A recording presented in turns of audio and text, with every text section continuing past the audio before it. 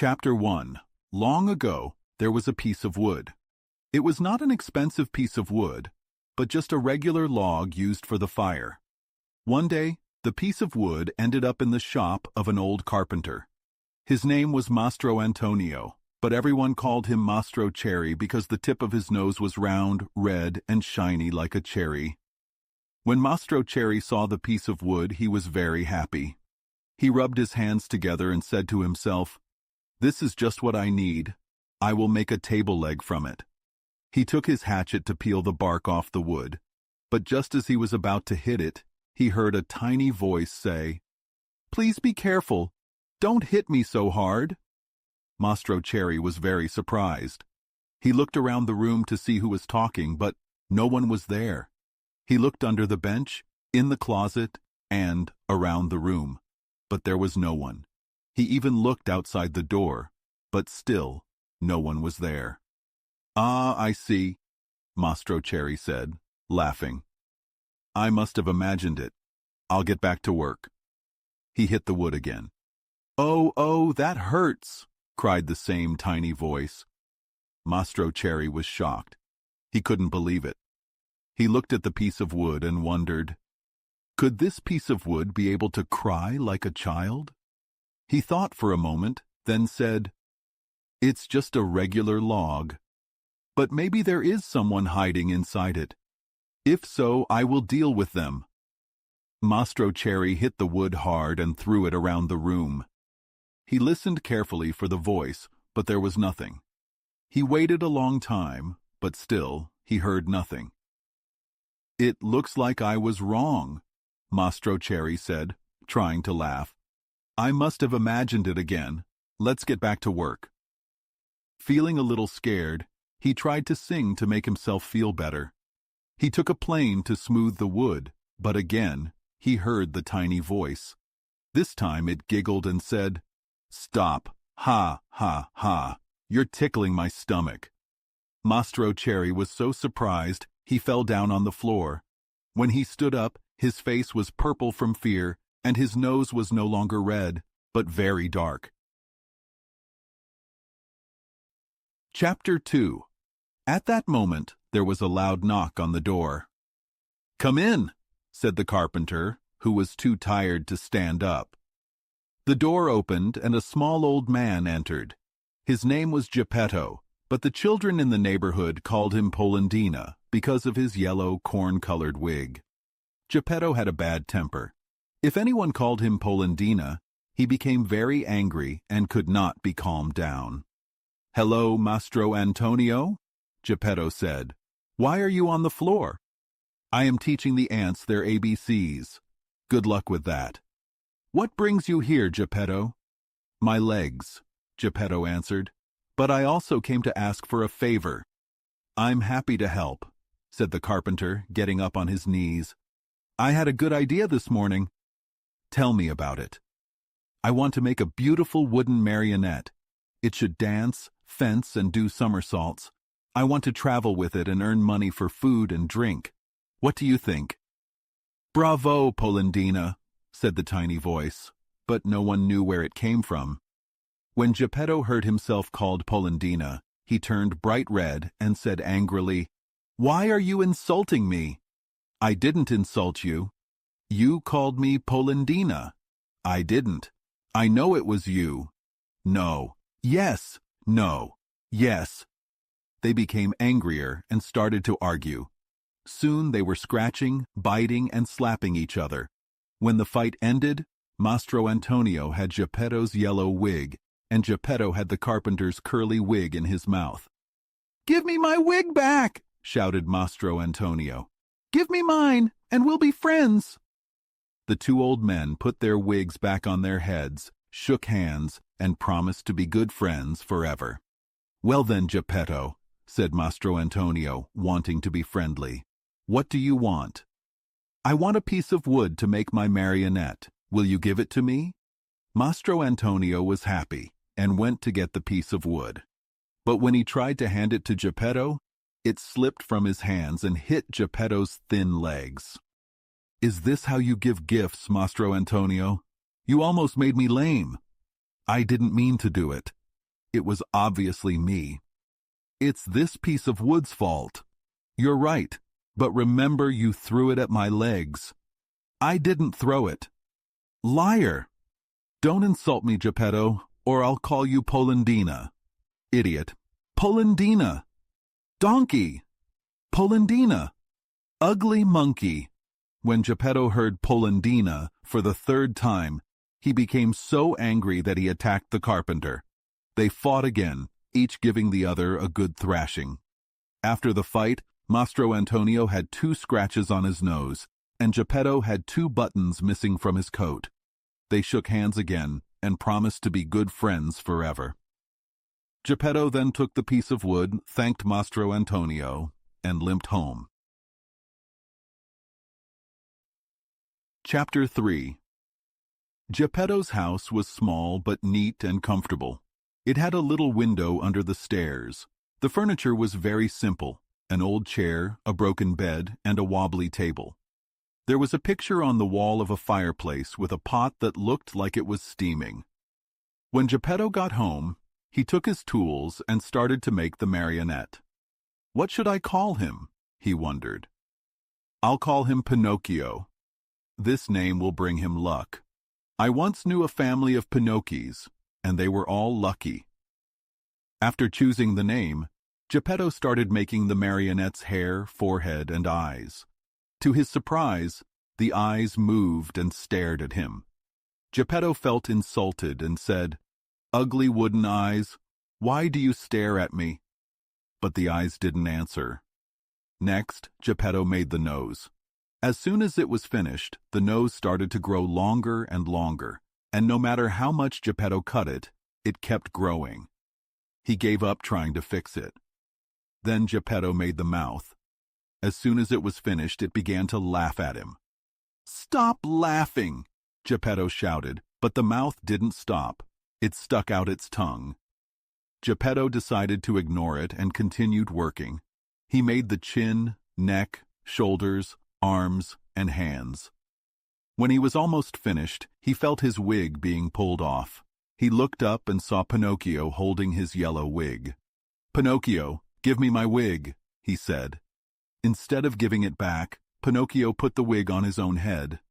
Geppetto became very sad and said, "Pinocchio, you bad boy, you're not even finished, and you're already being rude to me. Very bad, my son." And he wiped away a tear. Geppetto then made the legs and feet. As soon as they were done, Pinocchio kicked Geppetto on the nose. "I deserve this," Geppetto said. "I should have thought about it before making him." He put Pinocchio on the floor to teach him to walk. Pinocchio's legs were stiff, so Geppetto helped him move one foot after the other. When Pinocchio could walk, he ran around the room and out the door. He jumped into the street and started running fast. Geppetto ran after him, but Pinocchio was too fast. He made a lot of noise with his wooden feet, like many people in wooden shoes. "Catch him! Catch him!" Geppetto shouted. The people in the street laughed when they saw the wooden marionette running. Finally, a carabinier, a policeman, saw Pinocchio running and thought he was a runaway horse. He stood in the street and tried to stop him. Pinocchio tried to escape, but the carabinier grabbed him by the nose and brought him back to Geppetto. Geppetto wanted to pull Pinocchio's ears, but when he looked, he realized he had forgotten to make them. So, he grabbed Pinocchio by the neck and took him home. On the way, Pinocchio threw himself on the ground and refused to move. People gathered around and said things like, "Poor marionette, Geppetto will beat him," and "Geppetto is cruel, he will hurt him." The carabinier decided to let Pinocchio go and took Geppetto to prison instead. Geppetto was upset and cried, saying, "Ungrateful boy, I worked so hard to make you a good marionette. I deserve this." What happened next is an unbelievable story, but you can read it in the next chapters. Chapter 4. It didn't take long for poor old Geppetto to be taken to prison. Meanwhile, Pinocchio, now free from the carabinier, was running wildly across fields and meadows, taking shortcuts on his way home. He jumped over bushes, brooks, and ponds, running fast like a goat or a rabbit being chased. When he reached home, he found the door half open. He slipped inside, locked the door, and threw himself on the floor, happy to be free. But his happiness didn't last long. Suddenly he heard a voice say, "Cree, cree, cree?" "Who's calling me?" Pinocchio asked, feeling scared. "I am," the voice answered. Pinocchio turned around and saw a big cricket crawling slowly up the wall. "Who are you, cricket?" he asked. "I am the talking cricket. I've lived in this room for over 100 years, said the cricket. "Today, this room is mine," Pinocchio said. "If you want to do me a favor, leave now and don't turn back." "I won't leave until I tell you something important," the cricket replied. "Tell it then, and hurry," said Pinocchio. "Boys who don't obey their parents and run away from home will never be happy. When they grow up, they will regret it," the cricket said. "Sing on, cricket, if you want," Pinocchio said. "But tomorrow, I'm leaving. I don't want to go to school like other kids. I want to chase butterflies, climb trees, and steal birds' nests." "You foolish boy! Don't you know that if you keep doing this, you'll grow up to be a donkey and everyone will laugh at you?" the cricket warned. "Be quiet, ugly cricket," Pinocchio shouted. But the cricket, who was wise, didn't get angry. Instead, he said, "If you don't want to go to school, why not learn a trade so you can earn money honestly?" Pinocchio, starting to get impatient, said, "I only want one job in life." "And what's that?" the cricket asked. "Eating, drinking, sleeping, playing, and wandering around all day long," said Pinocchio. The cricket replied calmly, "Those who do that always end up in the hospital or in prison." "Careful, cricket. If you make me angry, you'll be sorry," Pinocchio warned. "Poor Pinocchio, I feel sorry for you," said the cricket. "Why?" Pinocchio asked. "Because you're a marionette, and worse, you have a wooden head," said the cricket. At those words, Pinocchio jumped up in a rage, grabbed a hammer from the bench, and threw it at the cricket with all his strength. Pinocchio probably didn't think he would hit it, but sadly, dear children, he did. The hammer struck the cricket's head. With one last weak cree-cree-cree, the poor cricket fell to the ground, dead. Chapter 5. After the cricket's death, Pinocchio didn't feel scared for long. As night came, he suddenly felt a strange emptiness in his stomach. He realized he hadn't eaten anything yet. A boy's hunger grows quickly, and soon, the empty feeling turned into a strong hunger. Pinocchio became as hungry as a bear. Poor Pinocchio ran to the fireplace where the pot was boiling. He reached to take the cover off, but to his surprise, the pot was only a painting on the wall. His nose grew longer because he was so shocked. He searched the room, looking in all the boxes, drawers, and even under the bed, hoping to find some bread, a cookie, or maybe a bit of fish. Even a dog's bone would have tasted good. But he found nothing. His hunger kept getting worse. The only thing that helped was yawning, and Pinocchio yawned so big his mouth stretched to his ears. Soon he felt dizzy and faint. He cried and said to himself, "The talking cricket was right. It was wrong of me to disobey father and run away from home. If he were here now, I wouldn't be so hungry. Oh, how awful it is to be hungry." Suddenly, he saw something round and white in a corner. It looked like a hen's egg. He quickly grabbed it. It was an egg. Pinocchio was so happy he couldn't believe it. He kissed the egg and talked to it, saying, "How should I cook you? Should I make an omelet? No, it's better to fry you in a pan. You'll taste better fried."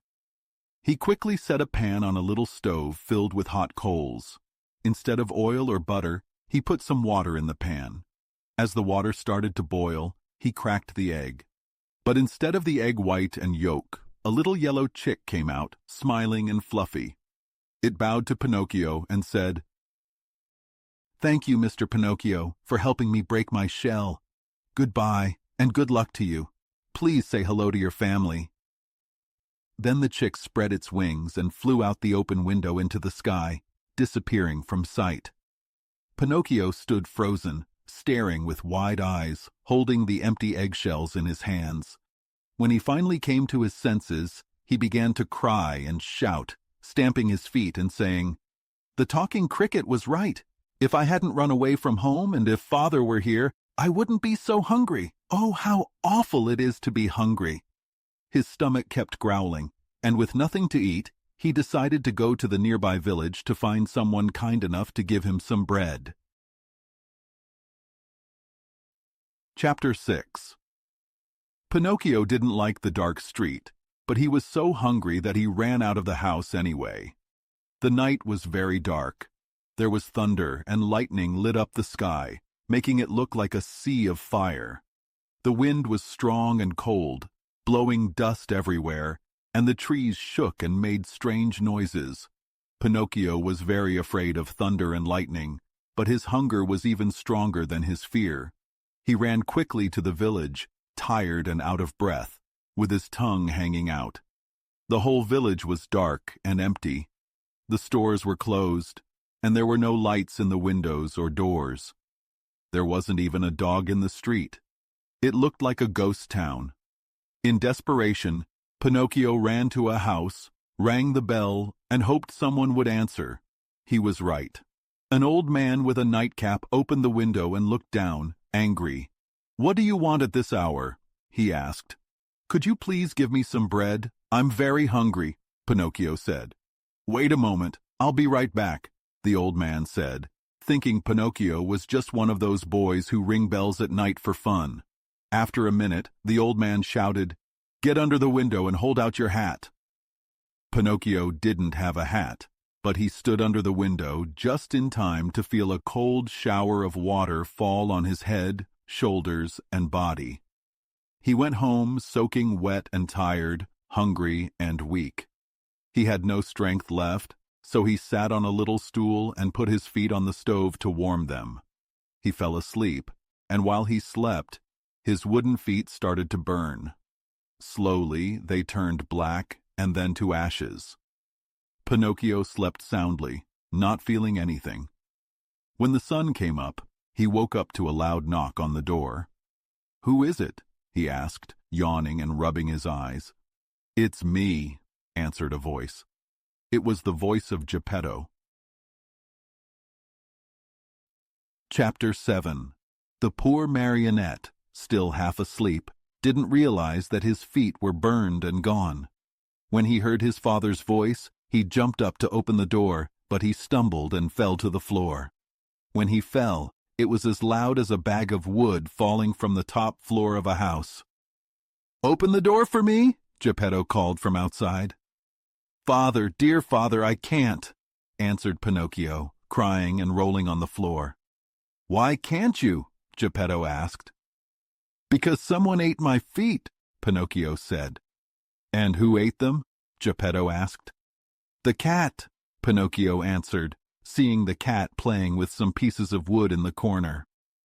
"Open the door," Geppetto said, "or I'll give you a good whipping when I get in." "Father, believe me, I can't stand up. Oh no, I'll have to walk on my knees forever," Pinocchio cried. Geppetto thought Pinocchio was just playing, so he climbed up the side of the house and went in through the window. At first Geppetto was very angry, but when he saw Pinocchio lying on the floor with no feet, he felt very sad. He picked Pinocchio up, hugged him, and said with tears in his eyes, "My little Pinocchio, my dear little Pinocchio, how did you burn your feet?" "I don't know, father," Pinocchio said, "but last night was terrible. There was thunder and lightning, and I was so hungry. The talking cricket told me I deserved it because I was bad. I got angry and killed the cricket with a hammer. Then I made the pan hot, but the little chick came out of the egg and flew away, saying, 'Goodbye, and remember me to your family.' I was still hungry, so I went out, and the old man with the nightcap threw water on me. I came home and put my feet on the stove to dry them, and I fell asleep. Now my feet are gone, but I'm still hungry." "Oh! Oh!" Pinocchio cried loudly. Geppetto, not understanding everything Pinocchio said, only knew that Pinocchio was hungry. He took 3 pears out of his pocket and gave them to Pinocchio, saying, "These pears were for my breakfast, but I will give them to you. Eat them and stop crying." "If you want me to eat them, please peel them for me," Pinocchio said. "Peel them?" Geppetto said, surprised. "I didn't think you were so picky about your food. Bad, very bad. We should eat anything, because we never know what life will bring us." "You may be right," Pinocchio said, "but I won't eat them if they aren't peeled. I don't like them." So Geppetto took out a knife, peeled the pears, and put the skins on the table. Pinocchio ate 1 pear quickly and was about to throw away the core, but Geppetto stopped him. "No, don't throw it away. Everything in this world may be useful." "But I won't eat the core," Pinocchio said angrily. "Who knows?" Geppetto said calmly. Later, the 3 cores were placed on the table next to the skins. Pinocchio ate the 3 pears very quickly. Then he yawned and said, "I'm still hungry." "But I don't have any more to give you," Geppetto said. "Really? Nothing else?" Pinocchio asked. "I only have these 3 cores and the skins," Geppetto said. "Well, if there's nothing else, I'll eat them," Pinocchio said. At first he made a face, but then he ate all the skins and cores. "Ah, now I feel fine," Pinocchio said after eating everything. "You see," Geppetto said, "I was right when I told you that you shouldn't be too picky about food. We never know what life will bring us." Chapter 8. Once Pinocchio's hunger was satisfied, he started complaining and crying because he wanted a new pair of feet. But Geppetto, to punish him for his mischief, didn't say anything to him all morning. After lunch, he spoke to Pinocchio. "Why should I make your feet again?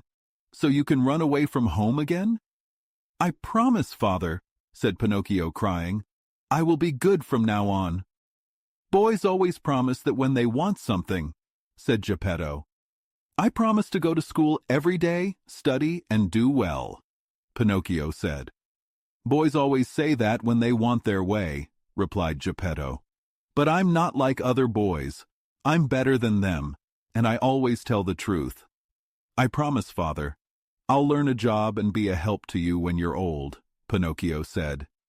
Geppetto, though trying to look serious, couldn't help but feel his eyes fill with tears and his heart soften when he saw Pinocchio so sad. He said no more, but he took his tools and 2 pieces of wood and started working. In less than an hour, the feet were ready.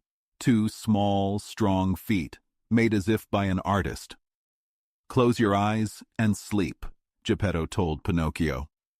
Pinocchio closed his eyes and pretended to sleep while Geppetto carefully glued the new feet onto him. The feet were so well made that you could hardly see the place where they were attached. As soon as Pinocchio felt his new feet, he jumped up from the table and started skipping around, so happy he almost lost his head with joy. "To show you how grateful I am, father, I'll go to school now. But to go to school, I need clothes." Geppetto didn't have any money, so he made Pinocchio a suit from flowered paper, shoes from tree bark, and a little cap from dough.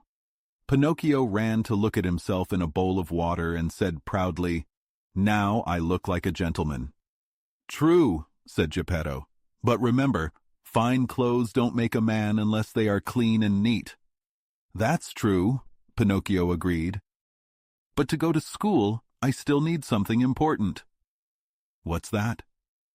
"An ABC book." "Oh, yes, but how will we get one?" "We'll go to a bookstore and buy one." "And the money?" "I don't have any," said Pinocchio. "Neither do I," said Geppetto sadly. Pinocchio, who was always a happy boy, became sad when he heard this. When there is no money, even naughty boys understand. "What does it matter?" Geppetto suddenly said, jumping up from his chair. He put on his old coat, full of patches, and ran out of the house. After a while he came back. In his hands he held the ABC book for Pinocchio, but the coat was gone. The poor man was in his shirt sleeves, and the day was cold. "Where's your coat, father?" Pinocchio asked. "I sold it," Geppetto said. "Why did you sell your coat?" Pinocchio asked. "It was too warm," Geppetto answered. Pinocchio understood right away. He couldn't stop his tears and hugged his father, kissing him over and over again. Chapter 9. Look at Pinocchio running to school with his new ABC book under his arm. As he walked, he thought about many exciting things he wanted to do. He said to himself, "Today I'll learn to read, tomorrow I'll learn to write, and the day after tomorrow I'll do math. Then I'll be smart and earn a lot of money. With the first money I make, I'll buy father a new coat. Not just any coat, but one made of gold and silver with diamond buttons. He deserves it for buying me this book." He gave up his coat on such a cold day. Fathers are so kind to their children. While he was talking to himself, he heard music in the distance, pipes and drums. Pee-pee-pee-pee-pee-pee. Zum, zum, zum, zum. Pinocchio stopped and listened. The music came from a small street leading to a village by the shore. "What is that noise? I wish I didn't have to go to school.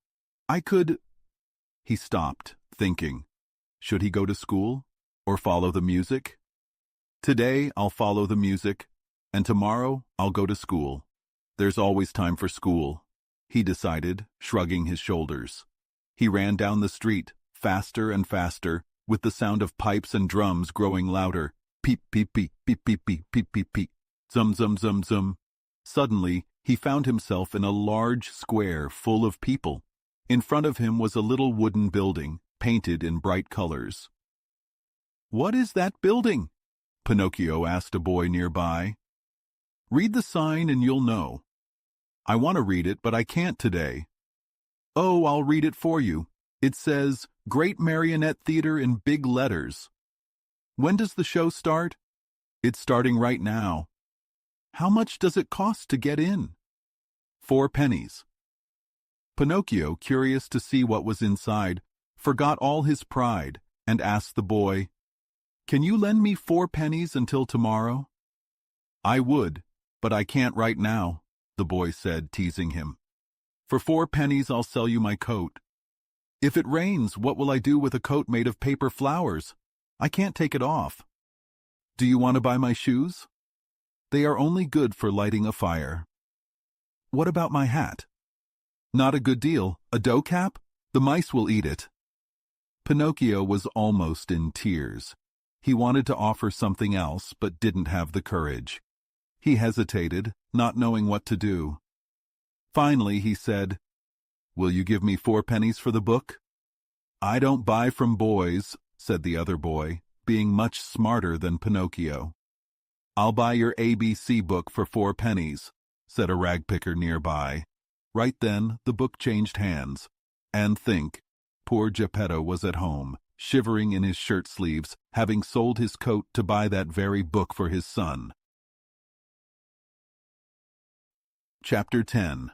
Quick as a flash, Pinocchio ran into the marionette theater. Something happened then that almost caused a big problem. The curtain went up, and the play started. Harlequin and Pulcinella were on stage, pretending to fight with sticks. The audience laughed and enjoyed the show.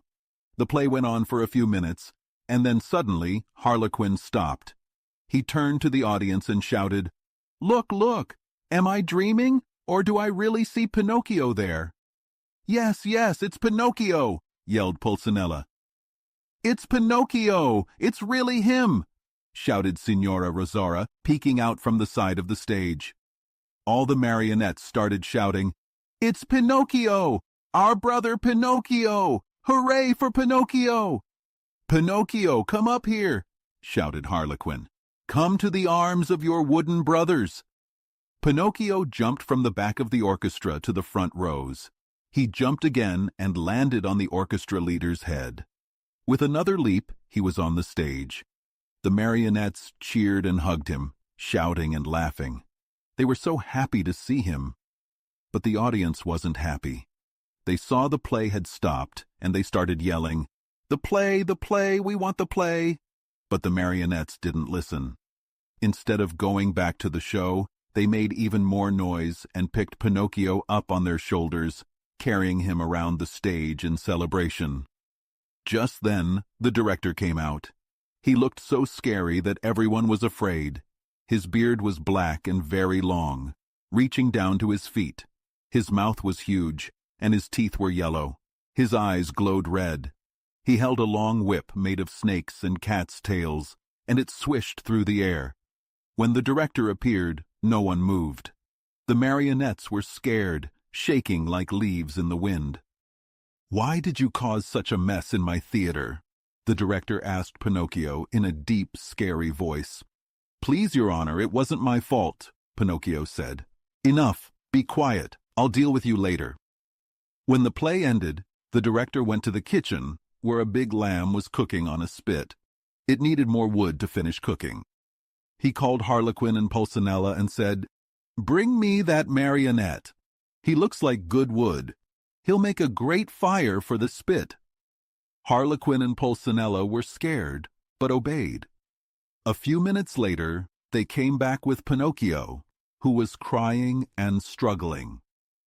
"Father, save me! I don't want to die! I don't want to die!" Pinocchio cried.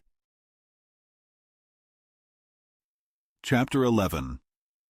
In the theater, there was a lot of excitement. Fire Eater, this was his name, was very ugly, but he wasn't as bad as he looked. When he saw Pinocchio, who was crying and saying, "I don't want to die! I don't want to die!" he felt sorry for him. First, he hesitated, and then he began to feel kind. Finally, he couldn't hold it in anymore and sneezed loudly. When Harlequin saw this, he smiled and whispered to Pinocchio, "Good news, brother! Fire Eater has sneezed, and that means he feels sorry for you. You are saved!" It's said that when Fire Eater felt sad, he sneezed instead of crying, which showed he had a kind heart. After sneezing, Fire Eater, still looking very scary, shouted at Pinocchio, "Stop crying! Your wails make me feel funny in my stomach. Achoo! Achoo!" 2 loud sneezes followed. "God bless you," Pinocchio said. "Thanks. Are your father and mother still alive?" Fire Eater asked. "My father is alive, but I've never known my mother," Pinocchio answered. "Your poor father would suffer if I used you as firewood. I feel sorry for him. Achoo! Achoo! Achoo!" Fire Eater sneezed 3 times, even louder than before. "God bless you," Pinocchio said. "Thanks, but I should feel sorry for myself too. My dinner is ruined. I don't have enough wood for the fire, and the lamb is only half cooked. Never mind. I'll burn another marionette instead. Hey, officers!" At his call, 2 wooden officers appeared, thin and tall, with strange hats and swords. Fire Eater yelled at them, "Take Harlequin, tie him up, and throw him on the fire. I want my lamb cooked well." Harlequin was so scared that his legs gave way, and he fell to the floor. Seeing this, Pinocchio ran to Fire Eater and crying begged, "Please, have pity, sir." "There are no sirs here," Fire Eater answered coldly. "Please, Your Excellency," Pinocchio begged again. When Fire Eater heard himself called Your Excellency, he sat up straight, stroked his long beard, and smiled, becoming kind. "Well, what do you want from me, Marionette?" Fire Eater asked. "I beg you to forgive my friend Harlequin. He's never hurt anyone," Pinocchio said. "There is no mercy here, Pinocchio. I've spared you. Harlequin must burn instead. I'm hungry and my dinner must be cooked," Fire Eater said. "In that case," Pinocchio said proudly, "I'll take my place. Tie me up and throw me on the fire. It's not fair for Harlequin, my best friend, to die for me." These brave words made all the marionettes cry. Even the wooden officers cried like babies. At first, Fire Eater stayed cold as ice, but then, little by little, he softened and began sneezing again. After several sneezes, he opened his arms and said, "You are a brave boy. Come to me and kiss me." Pinocchio ran to him and kissed Fire Eater on the tip of his nose. "Am I forgiven?" Harlequin asked in a soft voice. Yes, you are forgiven, Fire Eater said. But next time, be careful, marionettes. Now, I'll have to eat my lamb only half-cooked. When the marionettes heard they were forgiven, they ran to the stage, turned on the lights, and danced and sang until dawn. Chapter 12. The next day, Fire Eater called Pinocchio aside and asked him, "What is your father's name?" "Geppetto." "And what does he do?" "He's a wood carver." "Does he earn much?" "He earns so little that he never has any money. For example, to buy me an ABC book for school, he had to sell the only coat he had, and it was full of holes and patches. Poor man, I feel sorry for him. Here, take these 5 gold coins. Go give them to him with my best wishes." Pinocchio was so happy. He thanked Fire Eater many times. He kissed each marionette, even the officers, and hurried home with joy. He had gone only a little way when he met a lame fox and a blind cat, walking together like good friends. The fox leaned on the cat, and the cat let the fox lead him. "Good morning, Pinocchio," said the fox. "How do you know my name?" asked Pinocchio. "I know your father," said the fox. "Where did you see him?" "I saw him yesterday, standing at his door." "And what was he doing?" "He was in his shirt sleeves, shaking from the cold." "Poor father! But after today, God willing, he won't suffer any more." "Why?" asked the fox. "Because I have become rich," Pinocchio said proudly. "You rich?" said the fox, laughing. The cat laughed too, but tried to hide it by stroking his whiskers. "There's nothing to laugh at," Pinocchio said angrily. "I have 5 new gold coins." Pinocchio pulled out the gold coins Fire Eater had given him. When the fox saw the gold, he forgot to act lame and held out his paw. The cat opened his eyes wide, like glowing coals, but quickly closed them again so Pinocchio didn't notice. "And what will you do with all that money?" asked the fox. "First, I'll buy a beautiful new coat for my father, made of gold and silver with diamond buttons. After that, I'll buy an ABC book for myself." "For yourself?" asked the fox. "Yes, for myself. I want to go to school and study." "Look at me," said the fox. "Because I wanted to study, I lost one of my paws." "Look at me," said the cat. "Because I wanted to study, I lost my sight." Just then, a blackbird sitting on the fence said loudly, "Pinocchio, don't listen to bad advice. You will regret it." Poor blackbird, if only he had stayed quiet. The cat quickly jumped on the bird, ate it all, and then cleaned his whiskers, closing his eyes and pretending to be blind again. "Why did you kill him?" Pinocchio asked the cat. "I killed him to teach him a lesson. He talks too much. Next time, he will keep quiet." The fox then asked, "Do you want to double your gold coins?" "What do you mean?" Pinocchio asked. "Do you want 100, 1,000, or even 2,000 gold coins for your 5? said the fox. "Yes, but how?" Pinocchio asked. "It's easy. Instead of going home, come with us." "And where will you take me?" "To the city of Simple Simons." Pinocchio thought for a moment, then said, "No, I want to go home. My father is waiting for me. I've been a bad son. The talking cricket was right when he said a disobedient boy can't be happy. I've learned this myself." "Well then," said the fox, "if you really want to go home, go ahead, but you'll be sorry." "You'll be sorry," the cat repeated. "Think about it, Pinocchio. You're turning your back on good luck." "You're turning your back on good luck," the cat repeated. "Tomorrow, your 5 gold coins will be 2,000, said the fox. 2,000, the cat repeated. "But how can they become so many?" Pinocchio asked, amazed. "I'll explain," said the fox. "Just outside the city of Simple Simons is a special field called the Field of Wonders. You dig a hole in the field and bury 1 gold coin. Then you cover it up, water it, and sprinkle some salt on it. The next morning, a tree will grow, full of gold coins." So if I bury my 5 gold coins, Pinocchio said, the next morning I will find… how many? It's easy to figure out, the fox said. Each coin will give you 500. Multiply 500 by 5, and you'll have 2,500 gold coins. Great! Great! Cried Pinocchio, jumping with joy. And when I have them, I'll keep 2,000 for myself, and I'll give the other 500 to you. A gift for us? Said the fox, pretending to be shocked. No, no, of course not. Of course not, said the cat. We don't work for money, said the fox. We only help others. To help others, said the cat. What kind people, thought Pinocchio to himself.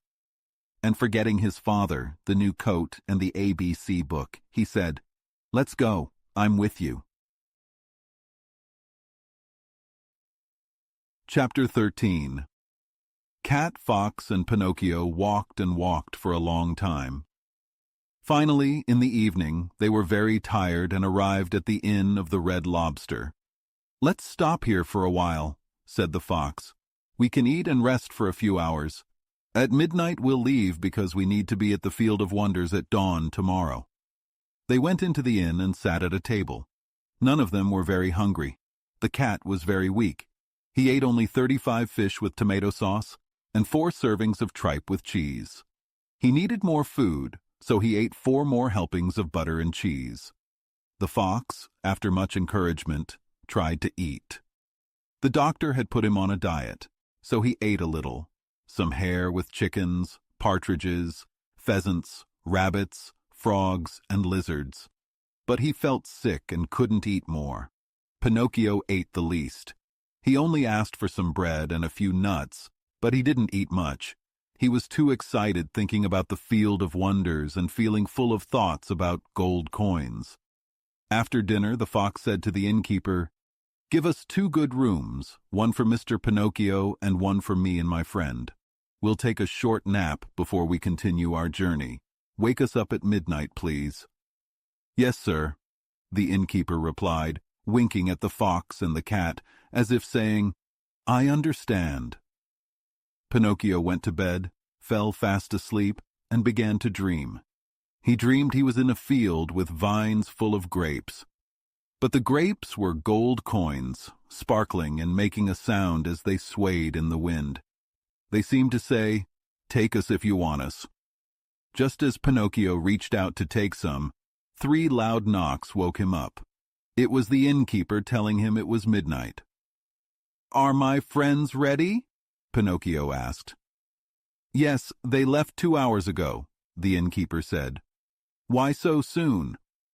The cat got a message that his child was sick and in trouble. He had to leave quickly and didn't even say goodbye. Did they pay for dinner? No, they didn't. They didn't want to offend you, so they left the bill for you to pay, the innkeeper said. That's too bad.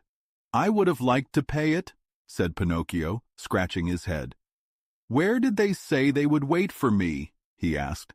At the Field of Wonders at sunrise tomorrow. Pinocchio paid for the dinner and began his walk to the Field of Wonders, where he hoped to become rich. It was very dark, and he couldn't see anything. Not a leaf moved. A few bats flew by and scared him. He shouted, Who's there? And the hills echoed back, Who's there? Who's there? As he walked, Pinocchio saw a tiny glowing insect on a tree. The light was soft and pale. Who are you? Pinocchio asked. I am the ghost of the talking cricket, the insect replied in a faint voice, like it came from far away. What do you want? Pinocchio asked. I want to give you some advice. Go home and give your 4 gold coins to your poor father. He's crying because he hasn't seen you for so long. Tomorrow my father will be rich because these 4 gold coins will turn into 2,000. Don't listen to those who promise quick riches. They are either fools or cheaters. Go home to your father. But I want to go on, Pinocchio said. The night is late, the cricket warned. I want to go on. The road is very dark, the cricket said. I want to go on. It's dangerous, the cricket warned. I want to go on. Remember, boys who always want their way end up in trouble. That's nonsense. Goodbye, Cricket. Good night, Pinocchio, and may heaven protect you from harm. There was silence for a moment, and then the light from the cricket went out, as if someone had blown it out. The road was dark again. Chapter 14. Dear, oh dear, when I think about it, said Pinocchio to himself as he continued on his journey. Boys are really unlucky. Everyone gives us advice and warns us, and everyone wants to be like a father or mother to us. Even the talking cricket. Take me, for example.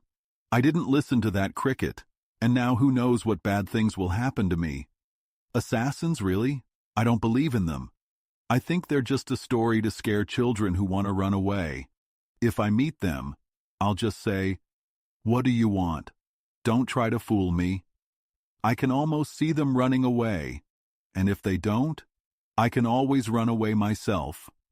Pinocchio didn't have time to say more because he thought he heard a sound behind him. He turned around and saw two big black shadows dressed in black sacks. They moved quietly toward him like ghosts. They're here, Pinocchio thought. He didn't know where to hide his gold coins, so he put them under his tongue. He tried to run away, but before he could move, two strong hands grabbed him. Pinocchio heard two deep voices say, "Your money or your life." Pinocchio couldn't speak because of the coins in his mouth, so he tried to show with his head and body that he was just a poor marionette with no money. The thieves didn't listen. "Stop with the nonsense! Give us your money!" they shouted. Pinocchio kept shaking his head to say, "I have no money." "Give us the money or we'll kill you," said one of the thieves. "Kill you," repeated the other. "And after we kill you, we'll kill your father too." "Your father too," the second thief said. "No, not my father!" Pinocchio screamed in fear, but as he shouted, the gold coins tinkled in his mouth. "So you have the gold under your tongue. Give it to us," one of the thieves shouted. Pinocchio stayed quiet. "Are you deaf?" said the thief. "We'll get it from you." One thief grabbed Pinocchio's nose, and the other grabbed his chin. They pulled his mouth open, but Pinocchio's lips stayed shut. Finally, the smaller thief pulled out a knife and tried to force open Pinocchio's mouth with it. In a flash, Pinocchio bit down hard on the thief's hand, biting it off and spitting it out. To his surprise, it wasn't a hand. It was a cat's paw. Feeling brave, Pinocchio broke free from the thieves and jumped over the bushes, running quickly across the fields. The thieves chased him like two dogs chasing a rabbit. After running for 7 miles, Pinocchio was tired. He climbed a big pine tree to rest and see where the thieves were. The thieves tried to climb the tree too, but slipped and fell. Instead of giving up, the thieves got some wood, piled it up at the tree's base, and set it on fire. Soon the tree began to burn like a candle. Pinocchio saw the flames rising. Not wanting to be roasted, he jumped down and ran off with the thieves chasing him. As dawn broke, Pinocchio came to a deep pool of muddy water. What could he do? With a 1, 2, 3, he jumped across the pool. The thieves tried to jump too, but they didn't measure it right and fell right into the water. Pinocchio heard the splash and laughed, still running. "Enjoy the bath, gentlemen." He thought they must be drowned, but when he looked back, the two thieves were still following him, their black sacks dripping with water. Chapter 15. As Pinocchio ran, he started to feel like he would have to give up and let the thieves catch him. Suddenly, he saw a small white cottage shining like snow among the trees in the forest. "If I can just reach that house, I might be saved," he thought. Without wasting any time, he ran toward the house, with the thieves still chasing him.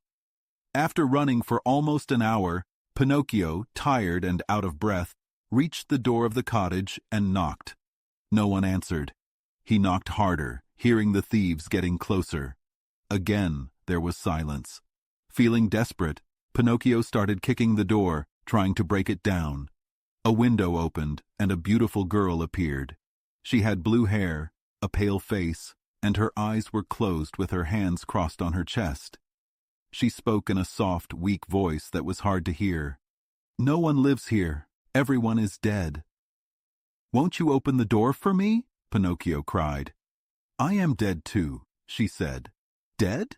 But why are you at the window then?" "I'm waiting for the coffin to take me away."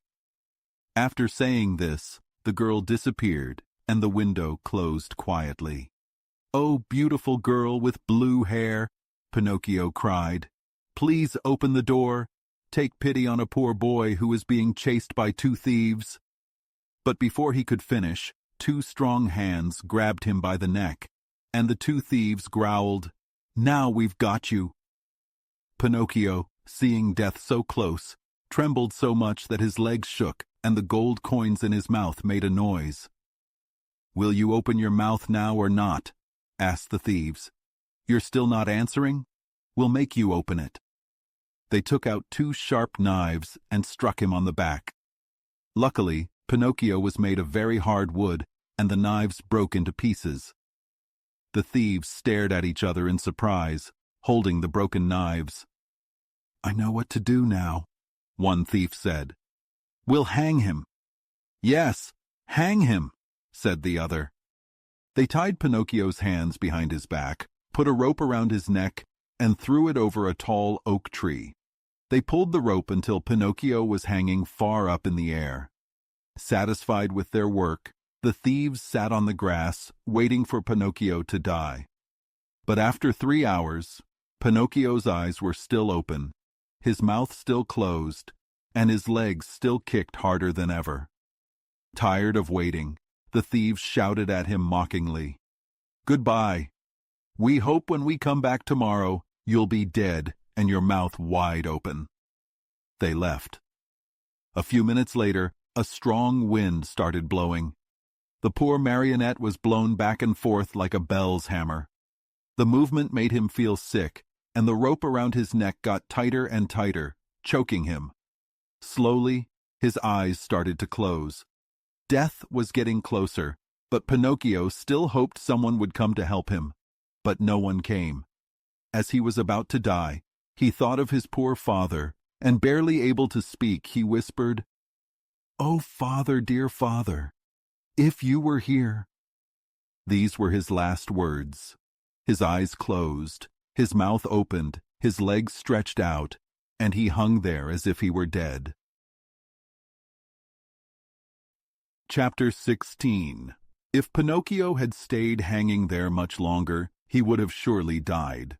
But luckily, the lovely maiden with azure hair saw him and felt pity for him. She looked out of the window and saw the marionette swinging in the wind. She clapped her hands 3 times. At the sound, a big falcon flew to the window. "What do you want, my kind fairy?" the falcon asked, bowing his head. It must be known that the lovely maiden with azure hair was a kind fairy who had lived for more than 1,000 years in the forest. "Do you see the marionette hanging from the tree?" the fairy asked. "Yes, I see him." "Fly to him right away.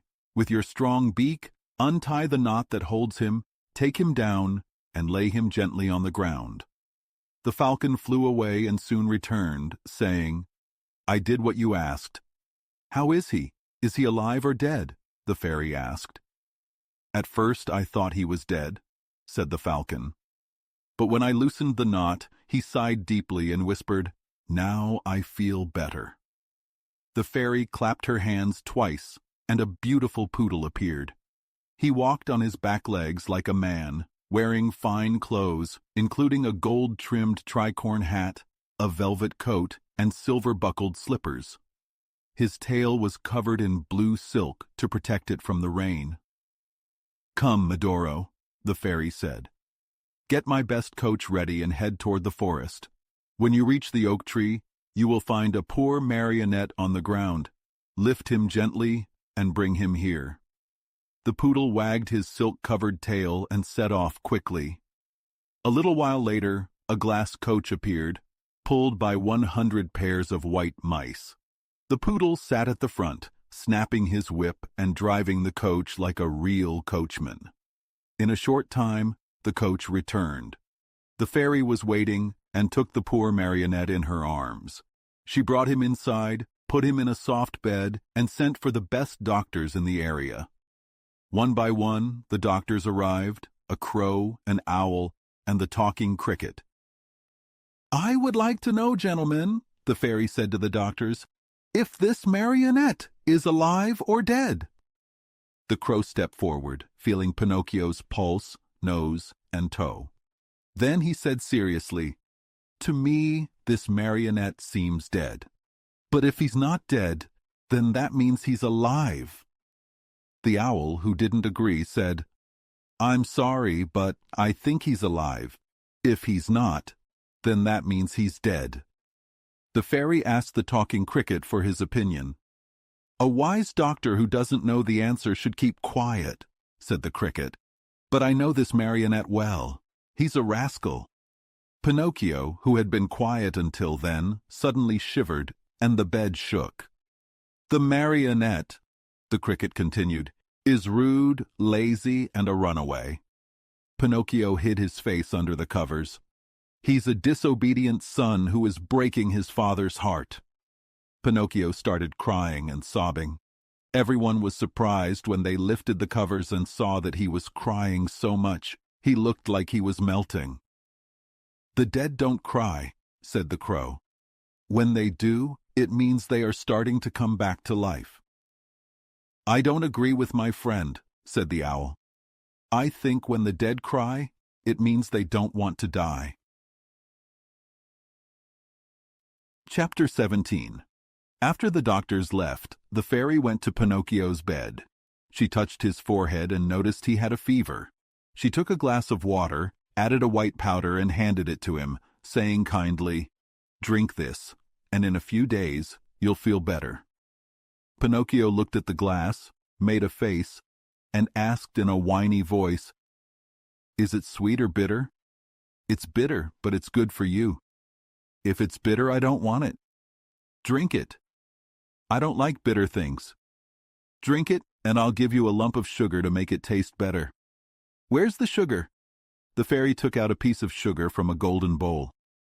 "I want the sugar first, then I'll drink the water." "Do you promise?" "Yes." The fairy gave him the sugar. Pinocchio chewed it quickly and said, "If only sugar were medicine, I'd take it every day." "Now drink the water," the fairy said.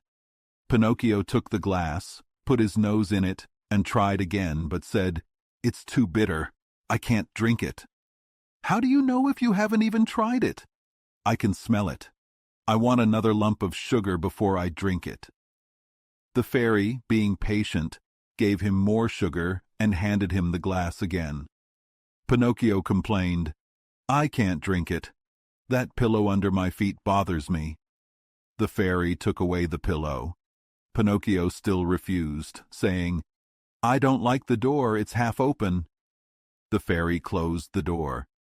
Pinocchio cried, "I won't drink it, I won't, it's awful." The fairy said softly, "You'll regret this." "I don't care." "You're very sick." "I don't care." "In a few hours, the fever will take you far away." "I don't care." "Are you not afraid of dying?" "No, I'd rather die than drink that medicine." At that moment the door opened and 4 black rabbits entered, carrying a small black coffin. "What do you want from me?" Pinocchio asked. "We've come for you," said the largest rabbit. "For me? But I'm not dead yet." "No, not yet." "But you will be soon, because you refused to take the medicine that would have saved you." "Oh, fairy, please give me the medicine. I don't want to die," Pinocchio cried. He quickly drank the medicine and immediately felt better. "Well," said the rabbits, "we've come for nothing this time." They turned and walked out, carrying the coffin. In no time, Pinocchio jumped out of bed, feeling great. The fairy smiled and asked, "Did my medicine work for you?" "It did. It gave me new life." "Then why did I have to beg you to drink it?" I'm a boy, and boys don't like medicine. We like sugar more. What a shame. Boys should know that medicine can save them from pain and even from death. Next time I won't need to be asked. I'll remember the rabbits with their coffin, and I'll drink it right away. Now tell me how you ended up in the hands of the assassins. Pinocchio explained, Fire Eater gave me 5 gold coins for my father. But on the way, I met a fox and a cat. They asked if I wanted my 5 coins to become 2,000. I said yes. They said, come with us to the Field of Wonders. We stopped at the Inn of the Red Lobster for dinner and went to sleep. When I woke up, they were gone, and I was alone in the dark. I met 2 assassins in black sacks who said, your money or your life. I told them I didn't have any money, but I had put the coins under my tongue. One of them tried to put his hand in my mouth, and I bit it off. But it was a cat's paw, not a hand. They chased me, and after running for a long time, they caught me. They tied my neck with a rope and hanged me to a tree. They said, tomorrow we'll take your gold coins when you're dead. Where are the gold coins now? The fairy asked. I lost them, Pinocchio lied, though they were in his pocket. At his first lie, his nose grew a little longer. And where did you lose them? The fairy asked. In the woods, Pinocchio lied again. His nose grew a little longer. Well, we'll find them in the woods, the fairy said. Things lost there are always found. Pinocchio became confused and said, I didn't lose them in the woods. I swallowed them when I drank the medicine. At this third lie, his nose grew so long that it was hard to move. It bumped into the bed, the window, the walls, and the door. The fairy looked at him and laughed. Why are you laughing? Pinocchio asked, worried. I'm laughing at your lies. How do you know I'm lying?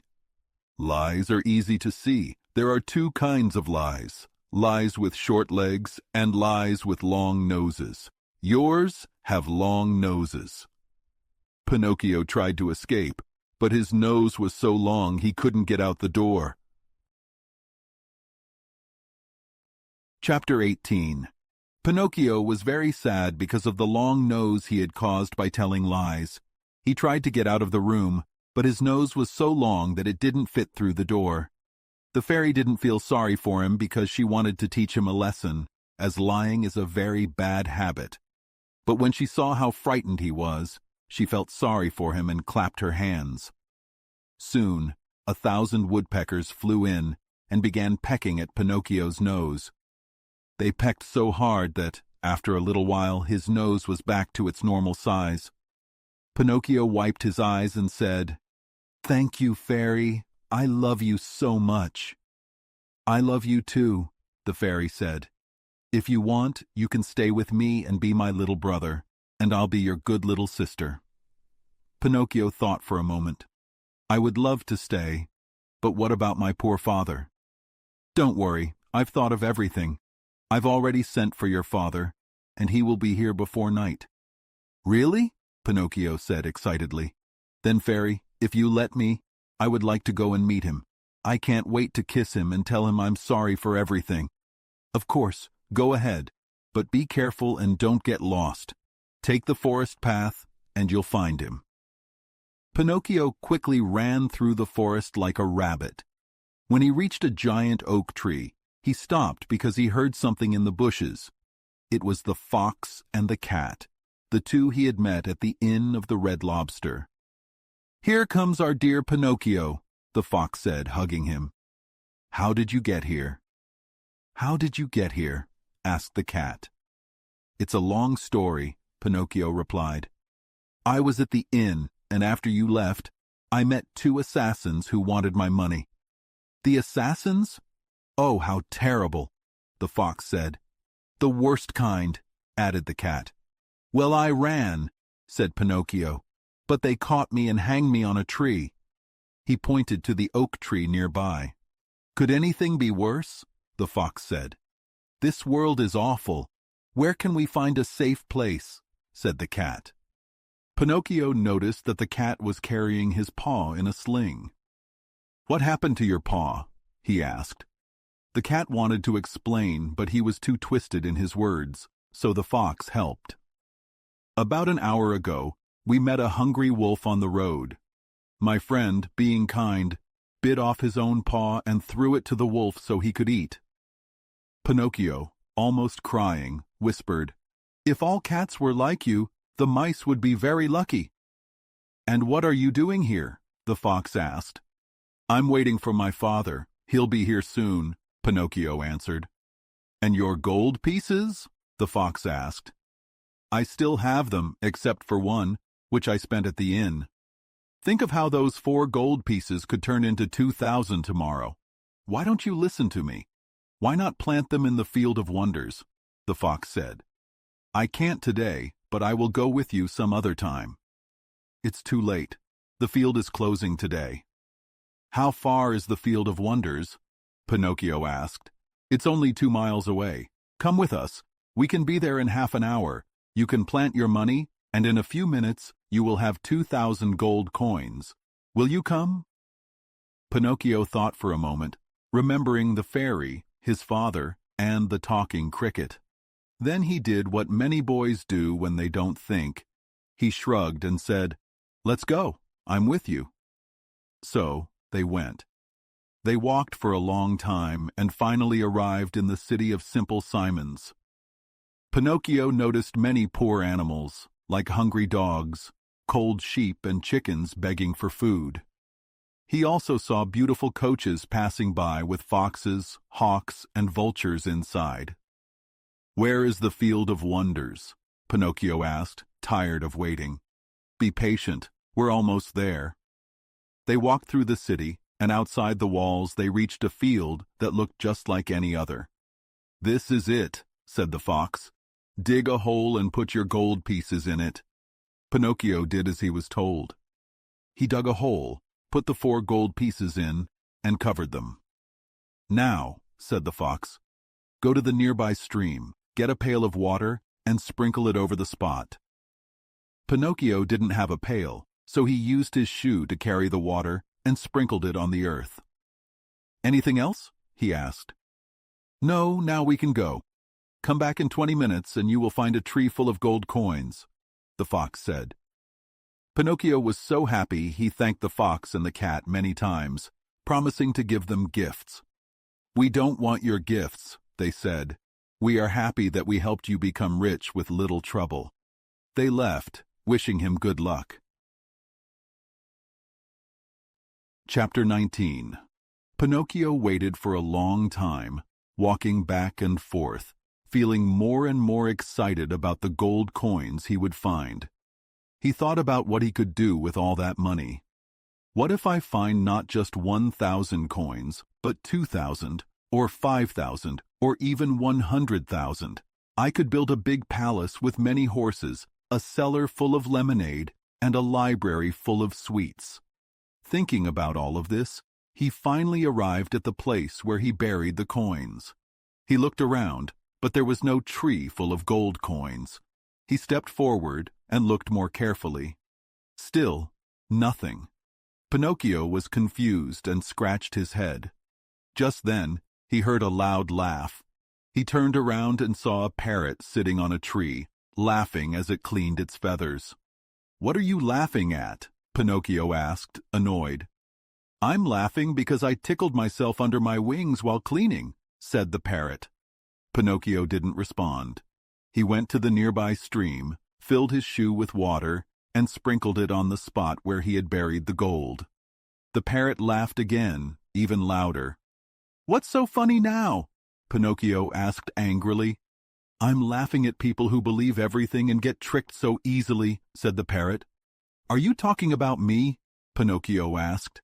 "Yes, I mean you, poor Pinocchio. You believe that gold can grow like beans in a field. I believed that once too, and now I'm sorry for it. I've learned that to get money, you have to work for it." "I don't understand," Pinocchio said, starting to feel scared. "Let me explain," said the parrot. "While you were in the city, the fox and the cat came back. They took the 4 gold pieces you buried and ran away with them. If you catch them, You're a brave one." Pinocchio couldn't believe what the parrot said. He quickly started digging again. But when the hole was big enough, there were no coins. They were all gone. In a panic, Pinocchio ran back to the city and went straight to the courthouse to report the robbery. The judge was a large old monkey with a white beard and gold-rimmed glasses. Pinocchio told the judge everything that had happened, describing the fox and the cat, and asked for justice. The judge listened carefully, his eyes filled with kindness. When Pinocchio finished, the judge rang a bell. 2 big dogs dressed like police appeared. The judge pointed to Pinocchio and said in a serious voice, "This poor marionette has been robbed. Take him and throw him into prison." Pinocchio was shocked. He tried to protest, but the dogs quickly grabbed him and took him to jail. Pinocchio had to stay in jail for 4 long months. But then a lucky thing happened. The young emperor who ruled the city had won a big victory, and to celebrate, he opened all the prison doors. "If everyone else can go, can I go too?" Pinocchio asked the jailer. "Not you," the jailer said. "I'm a thief too," Pinocchio interrupted. "In that case, you are free," said the jailer. He took off his hat, bowed, and opened the prison door. Pinocchio ran out and didn't look back. Chapter 20. Pinocchio was so happy to be free. Without thinking, he ran away from the city and started on the road to return to the fairy's house. It had been raining for many days, and the road was so muddy that Pinocchio sank deep into the mud at times. But he didn't stop. He really wanted to see his father and the fairy with the blue hair. He ran fast, like a dog chasing a rabbit, but the mud splashed all over him, even on his hat. "I have been so unhappy," he said to himself. "But I deserve it because I'm very stubborn and silly. I always want to do things my way, and I never listen to the people who love me and are smarter than me. But from now on, I will try to be a good boy. I now know for sure that bad boys are never happy and always end up losing. I wonder if Father is waiting for me. Will I find him at the fairy's house? It's been so long since I've seen him, and I really miss him. And will the fairy forgive me for all I've done? She's been so good to me, and I owe her my life. I've been such a bad boy." Suddenly, Pinocchio stopped and froze in fear. What was it? A huge snake was lying across the road. The snake had bright green skin, fiery eyes, and a tail that smoked like a chimney. Pinocchio was so scared. He ran back for half a mile and sat down on a pile of stones to wait for the snake to move. He waited for hours, but the snake didn't move. Its eyes kept glowing red, and its tail kept smoking. Trying to be brave, Pinocchio walked up to the snake and said kindly, "Excuse me, Mr. Snake. Could you please move aside so I can pass?" But the snake didn't move at all. Pinocchio spoke again in a kind voice. "Mr. Snake, I'm going home where my father is waiting for me. I haven't seen him in so long.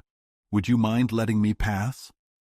The snake didn't move, and it didn't answer. In fact, it suddenly became very still. Its eyes closed and its tail stopped smoking. "Is he dead?" Pinocchio wondered. He rubbed his hands together, happy. He was about to step over the snake when, suddenly, the snake sprang up and Pinocchio fell backward into the mud. His legs were in the air, and he was stuck. The snake laughed so much at the sight of Pinocchio struggling that he laughed so hard he fell over and died.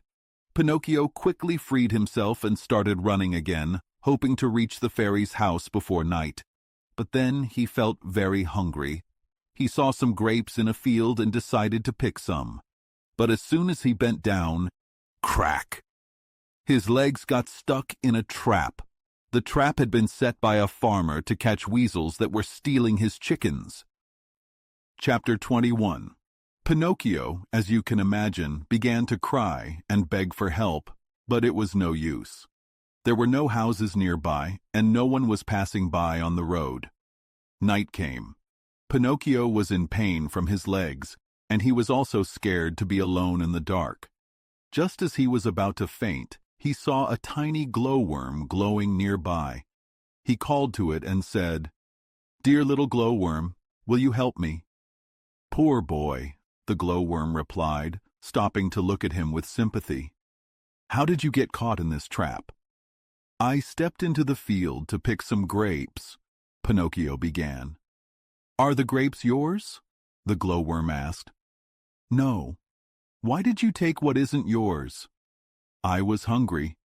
"Hunger isn't a reason to take something that belongs to someone else." "You're right," Pinocchio said, crying. "I won't do it again." Just then, Pinocchio heard footsteps. It was the farmer, coming to see if he had caught any weasels that had been stealing his chickens. The farmer was surprised when he saw a boy instead of a weasel. "Ah, you little thief," the farmer said angrily. "You're the one stealing my chickens." "No, no," Pinocchio cried, sobbing. "I only wanted a few grapes." "Someone who steals grapes might also steal chickens. I'll teach you a lesson you'll never forget." The farmer opened the trap, grabbed Pinocchio by the collar, and carried him to his house, just like a puppy. When they got to the yard, the farmer threw him to the ground, stepped on his neck, and said, "It's late now. We'll talk tomorrow. But tonight, since my dog died today, you'll take his place and guard my chicken coop." The farmer put a dog collar around Pinocchio's neck and attached a chain to it. The other end of the chain was nailed to the wall. "If it rains tonight, you can sleep in that doghouse over there. There's plenty of straw for a bed. It's been the dog's bed for 3 years, so it will be fine for you. And if any thieves come, be sure to bark." After saying this, the farmer went inside the house, locked the door, and went to bed. Poor Pinocchio lay by the doghouse, feeling cold, hungry, and scared. Sometimes he pulled at the collar, which almost choked him, and weakly said, "I deserve this. I've been a troublemaker. I've never listened to anyone, and I've always done what I wanted. If I had studied and worked with my father, I wouldn't be here now in the dark, pretending to be a dog. If only I could start over. But what's done is done, and I have to be patient." After thinking this, Pinocchio went into the doghouse and fell asleep. Chapter 22. Even though Pinocchio was very sad, he didn't cry. He stayed in the doghouse and fell asleep. But in the middle of the night, he woke up because he heard strange noises coming from the yard. He poked his head out of the doghouse and saw 4 weasels. These animals like to steal eggs and chickens. One weasel walked up to the doghouse and said in a sweet voice, "Good evening, Melampo." Pinocchio replied, "My name isn't Melampo." "Who are you then?" "I'm Pinocchio." "What are you doing here?" "I'm the watchdog." "Where is Melampo, the old dog who used to live here?" "He died this morning." "Poor Melampo. He was such a good dog. You look like a good dog, too." "I'm not a dog," Pinocchio said. "What are you then?" "I'm a marionette." "Are you taking Melampo's place?" "Yes, I am. I'm being punished." "Well, we made a deal with Melampo. I'm sure you'll agree to the same deal." "What's the deal?" "We'll visit the chicken coop sometimes. We'll take 8 chickens, 7 for us and 1 for you, if you don't bark and pretend to be sleeping." "Did Melampo really do that?" Pinocchio asked. "Yes, he did," the weasel said. "But you'll be good, right? We'll leave you a chicken for breakfast if you don't bark." Pinocchio shook his head and thought, "We'll see about that, my friends." When the weasels went to the chicken coop, Pinocchio quickly closed the door behind them. He blocked it with a stone and started barking loudly like a real dog. "Bow, wow, wow, bow, wow." The farmer heard the barking and jumped out of bed. He grabbed his gun and ran outside. "What's the matter?" he shouted. "The thieves are here," Pinocchio called. "Where are they?" "In the chicken coop." The farmer quickly ran to the coop, opened the door, and pulled out the weasels one by one. He tied them up and said, "I caught you. I could punish you now, but I'll wait. In the morning, I'll take you to the inn, and you'll make a nice dinner for someone." Then the farmer went to Pinocchio and petted him. "How did you catch them so quickly? Melampo never noticed them all these years." Pinocchio thought for a moment, but decided not to tell the farmer the truth about Melampo's deal with the weasels. He didn't want to speak ill of the dead. "Were you awake when they came?" asked the farmer. "I was asleep," Pinocchio said. "But they woke me up with their whispers. One even came to the door and said, 'If you don't bark, we'll give you a chicken for breakfast.' Did you hear that? They tried to bribe me. Even though I'm a bad marionette, I would never be bribed." "Good boy," said the farmer, smiling. "You should be proud. You're free now." The farmer took off the dog collar from Pinocchio's neck. Chapter 23. Pinocchio was very sad when he read the words on the marble slab. He cried and cried, kissing the cold stone. He cried all night, and in the morning he was still there, his sobs shaking his wooden body. He said to himself, "Oh, my dear fairy, why did you die? Why didn't I die instead of you? And where is my father? If I can't find him, I'll never leave him again. You can't really be dead. If you love me, you will come back alive. I'm so lonely. If the assassins come again, they will hang me again, and I will really die. What will I do without you and without my father? Oh, I want to die." Pinocchio even tried to pull his hair out, but he remembered it was just painted on his wooden head, so he couldn't. Then a large pigeon flew above him. The pigeon saw him and called out, "What are you doing down there?" Pinocchio looked up and said, "Can't you see? I'm crying." The pigeon asked, "Are you Pinocchio?" Pinocchio jumped up. "Yes, I'm Pinocchio." The pigeon flew down and said, "Do you know Geppetto?" "Yes, he's my father. Is he alive? Please tell me where he is." "I saw him 3 days ago by the sea. He was making a little boat to cross the ocean. He's been looking for you all over Europe, but now he's going to search for you in the New World." "Where is the sea?" asked Pinocchio. "It's more than 50 miles away," said the pigeon. "50 miles? I wish I had wings like you," said Pinocchio. "I can take you," said the pigeon. "Really? How?" "Climb onto my back." Pinocchio hopped onto the pigeon's back. He felt excited and shouted, "Go ahead, my pretty steed. I'm in a hurry." The pigeon flew up into the sky, and soon they were flying above the clouds. Pinocchio was a little scared, but he held on tight. After flying for a while, the pigeon said, "I'm thirsty." "I'm hungry," said Pinocchio. "Let's stop at that pigeon coop down there and rest for a bit." They stopped in the coop and found some water and chickpeas. Pinocchio didn't like chickpeas, but he ate them because he was so hungry. After eating, he said, "I never thought chickpeas could be so good." "You see," said the pigeon, "hunger is the best sauce." After resting a bit, they continued flying. By morning, they arrived at the seashore.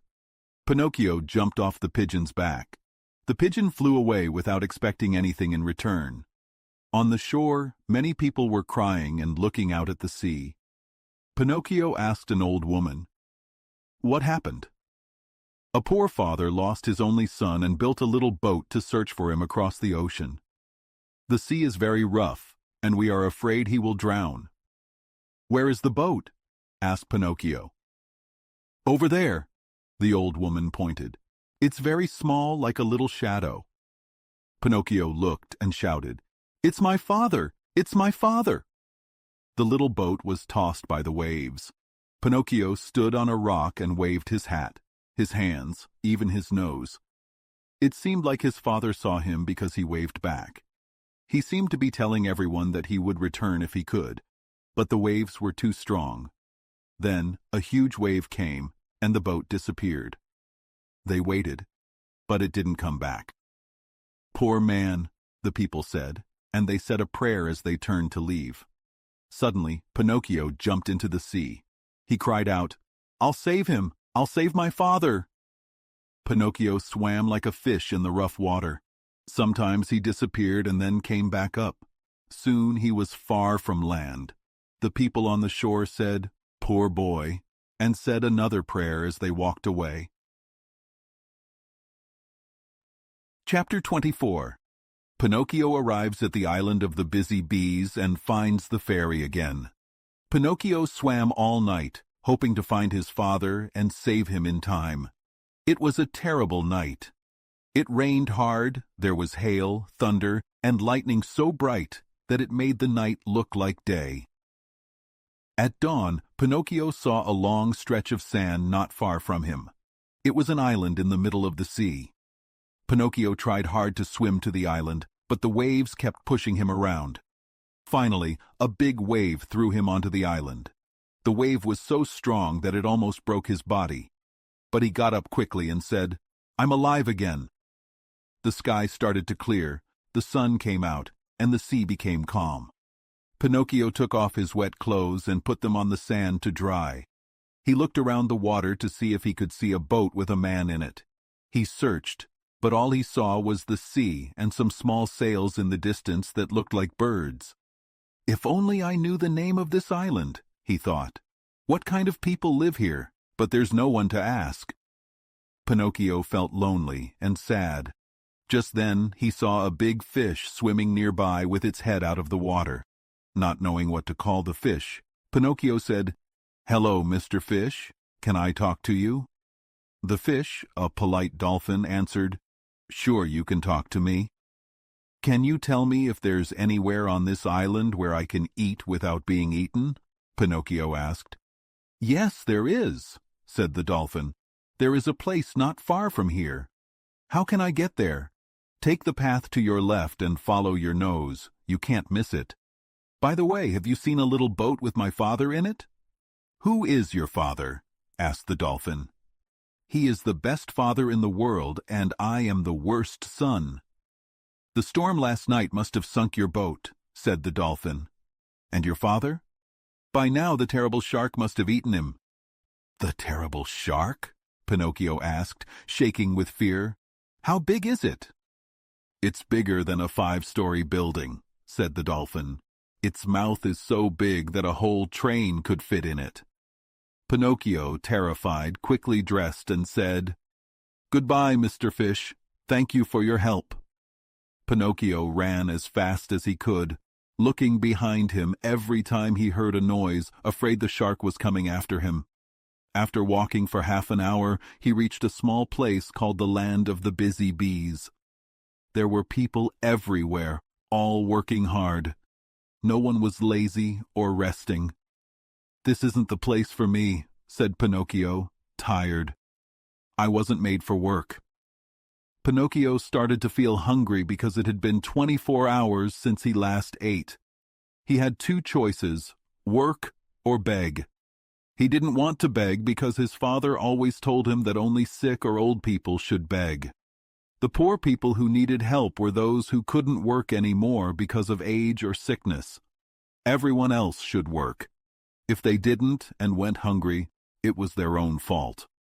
Just then, a man pulling 2 heavy carts of coal passed by, sweating. Pinocchio looked at him and asked shyly, "Could you give me a penny? I'm very hungry." The coal man replied, "I'll give you 4 pennies if you help me pull these carts."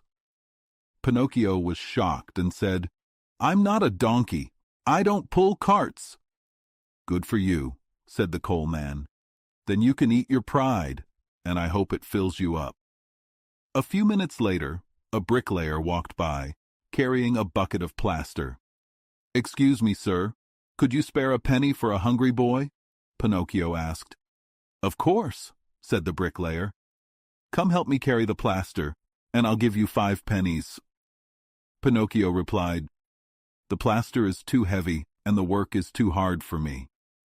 "Well, enjoy your hunger then," said the bricklayer. Pinocchio kept asking people for help, but no one gave him anything. They all told him to work instead of begging. Finally, a kind woman walked by with 2 water jugs. "Excuse me," May I have a drink from your jug? Asked Pinocchio, feeling thirsty. Of course, my boy, she said, setting the jugs on the ground. After drinking, Pinocchio said, I'm not thirsty anymore. If only my hunger could go away too. The woman smiled and said, If you help me carry these jugs home, I'll give you some bread. Pinocchio didn't answer right away, but the woman added, I'll also give you cauliflower with sauce. Pinocchio still didn't say anything, so the woman offered, and some cake with jam. Pinocchio couldn't resist any more and said, Okay, I'll help you. The jug was heavy, so Pinocchio had to carry it on his head. When they got to her house, the woman gave Pinocchio bread, cauliflower, and cake. He ate everything very quickly, and his hunger was finally satisfied. He looked up to thank the woman, but when he saw her face, he gasped in surprise. Why are you surprised? She asked, laughing. Because you look like the same voice, the same eyes, the same hair. Yes, you have the same blue hair she had. Oh, my little fairy, please tell me it's really you. I've cried so much, I've suffered so. Pinocchio fell to the ground, hugging the woman's knees, overjoyed. Chapter 25. Pinocchio promises the fairy to be good and study, as he is tired of being a marionette and wants to become a real boy. Pinocchio cried so much that the fairy thought he might melt away. Finally, she told him that she was the little fairy with azure hair. You naughty marionette, how did you know it was me? She asked, laughing. My love for you told me who you were, Pinocchio replied. Do you remember? You left me when I was a little girl, and now you find me as a grown woman. I'm so old I could almost be your mother, said the fairy. Pinocchio smiled and said, I'm glad, because now I can call you mother instead of sister.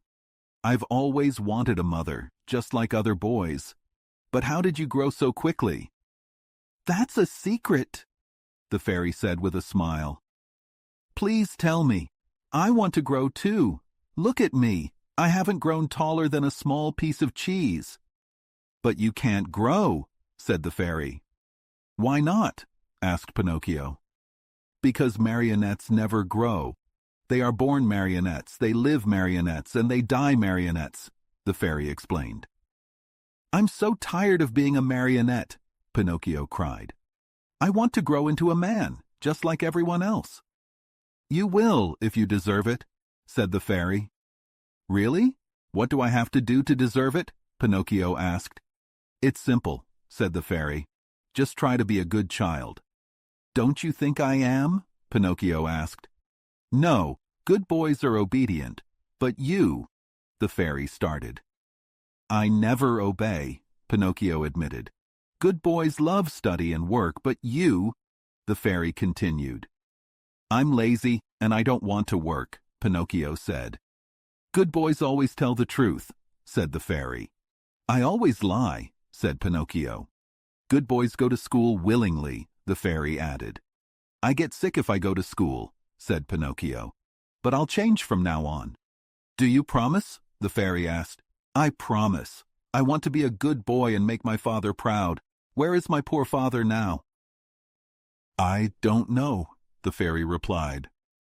Will I ever be lucky enough to find him and hug him again? Pinocchio asked.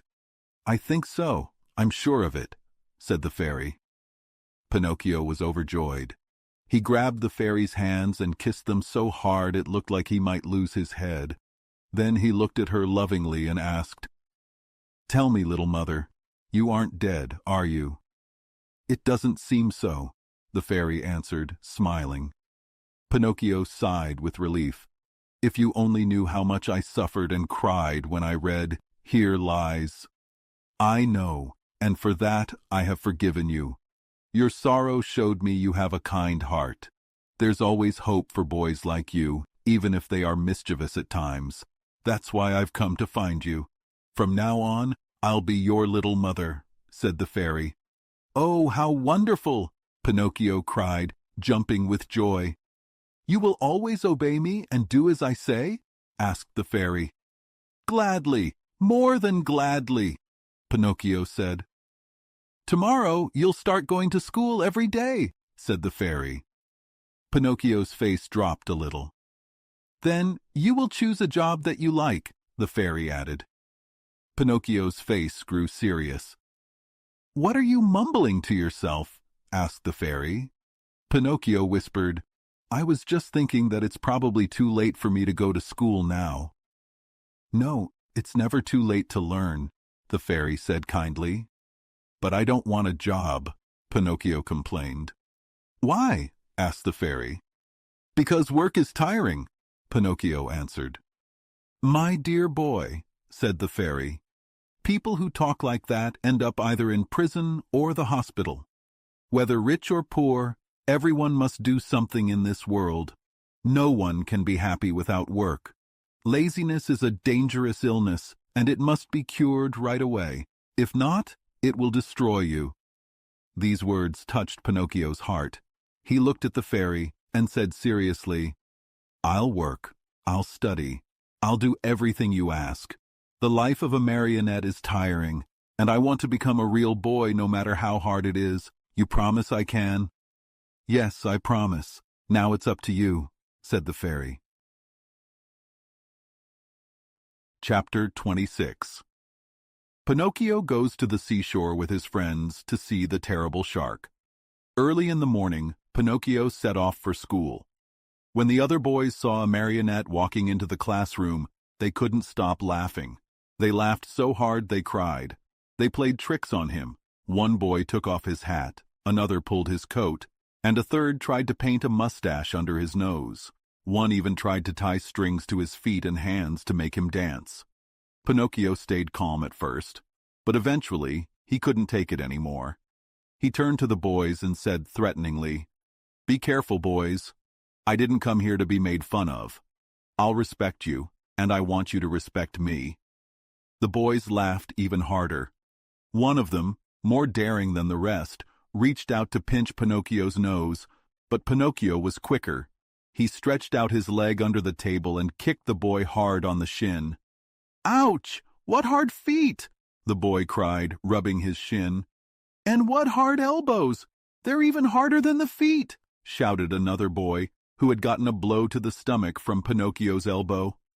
With that kick and blow, Pinocchio won everyone's respect. The other boys admired him, showered him with attention, and tried to be his friend. As time passed, even the teacher praised Pinocchio. He noticed that Pinocchio was always focused, hard-working, and the first to arrive in the morning, and the last to leave when school ended. Pinocchio's only problem was that he had too many bad friends. Many of them didn't care about studying or success. The teacher warned him every day, and the good fairy also told him many times, Be careful, Pinocchio. Those bad friends will make you lose your love for studying. They will lead you astray someday. There's no danger, Pinocchio replied, shrugging his shoulders as if to say, I'm too smart for that. One day, while walking to school, Pinocchio met some boys who ran up to him excitedly and said, Have you heard the news? No, Pinocchio replied. A shark as big as a mountain has been spotted near the shore. Really? I wonder if it's the same shark I heard about when my father was drowned, Pinocchio said. We're going to see it. Are you coming? One of the boys asked. No, I can't. I have to go to school, Pinocchio said. Who cares about school? One of them said. You can go tomorrow, a lesson here or there. We're all the same. What will the teacher say? Pinocchio asked. Let him talk. He's paid to complain all day, they answered. And what about my mother? Pinocchio asked. Mothers don't know anything, one of them said. Pinocchio thought for a moment and then said, You know what? I also want to see that shark, but I'll go after school. I can see it just as well then. Poor fool, one boy said. Do you think that giant fish is going to just stay there waiting for you? It will swim away and no one will know you even came. How long does it take to get to the shore? Pinocchio asked. "It's an hour there and back," the boy replied. "Well then, let's see who gets there first," Pinocchio said. With that, they all ran off, books under their arms. Pinocchio led the way, running as fast as he could, and the other boys followed as fast as they could. Every now and then, Pinocchio looked back, seeing how tired the other boys were, their tongues hanging out. He laughed loudly, thinking he was ahead of them. But little did he know that the consequences of his disobedience would soon catch up to him. Chapter 27. The great battle between Pinocchio and his playmates. One is wounded. Pinocchio is arrested. Pinocchio ran as fast as he could to the shore, reaching it quickly. But when he looked around, he saw no shark. The sea was calm and still. "Hey, boys, where's the shark?" he called to his playmates. "He probably went for breakfast," one boy joked. "Or maybe he went to take a nap," another one laughed. From their teasing, Pinocchio realized they had tricked him. "What's the joke?" he asked, getting angry. "Oh, the joke is on you!" They all laughed, dancing around him. "And what's the joke?" Pinocchio asked. "That you skipped school to come with us. Aren't you ashamed of always being a goody-goody and studying so hard? You never have any fun," they teased. "And what's it to you if I study?" Pinocchio replied. "You mean, what does the teacher think of us?" one of them asked. "Why?" Pinocchio replied. "Don't you see?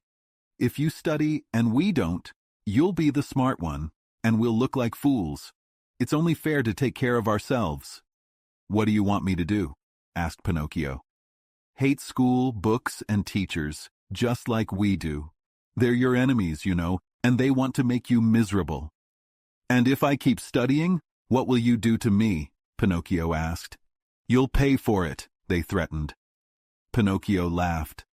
"Really, you amuse me," he said. One of the boys, the tallest of them all, shouted, "That's enough. We're tired of hearing you brag.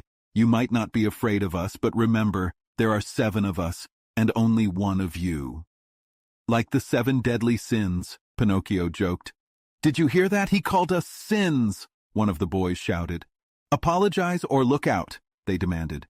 Pinocchio mocked them, sticking his thumb to his nose and saying, "Cuckoo! You'll regret that," they yelled. "Cuckoo!" Pinocchio taunted again. "We'll teach you a lesson," one of the boys shouted. Pinocchio stuck his thumb to his nose again and said, "Cuckoo!" Finally, the boldest of the boys gave Pinocchio a hard blow to the head. Pinocchio immediately struck back, and the fight began. Though he was alone, Pinocchio fought bravely.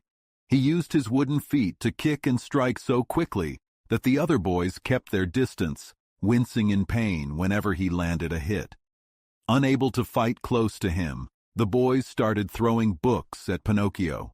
Readers, geography books, history books, and grammars flew through the air, but Pinocchio was fast, and all the books missed, landing in the sea.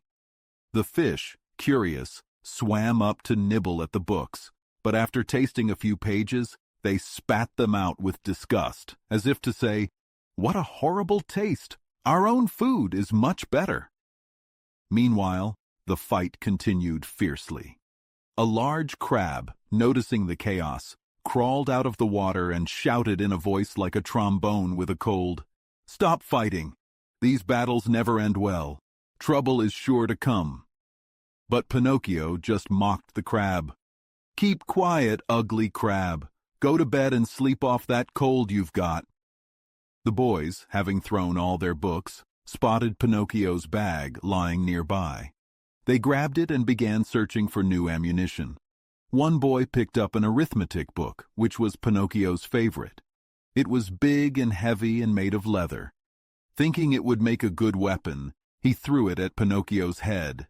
But instead of hitting Pinocchio, it struck one of the other boys. The boy fell to the ground, pale as a ghost, and fainted. "Oh no! Help! I'm dying!" the boy cried weakly, clutching his head. Seeing the boy lying motionless, the others ran away in fear, leaving Pinocchio behind.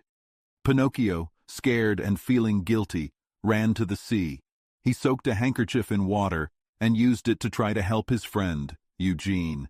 He called out desperately, "Eugene, open your eyes! Look at me! Why don't you answer? It wasn't me who hit you, I swear! Please, wake up!" "I'm sorry. Why didn't I go to school? I should have listened to my teacher and my mother. They warned me about bad company, but I didn't listen.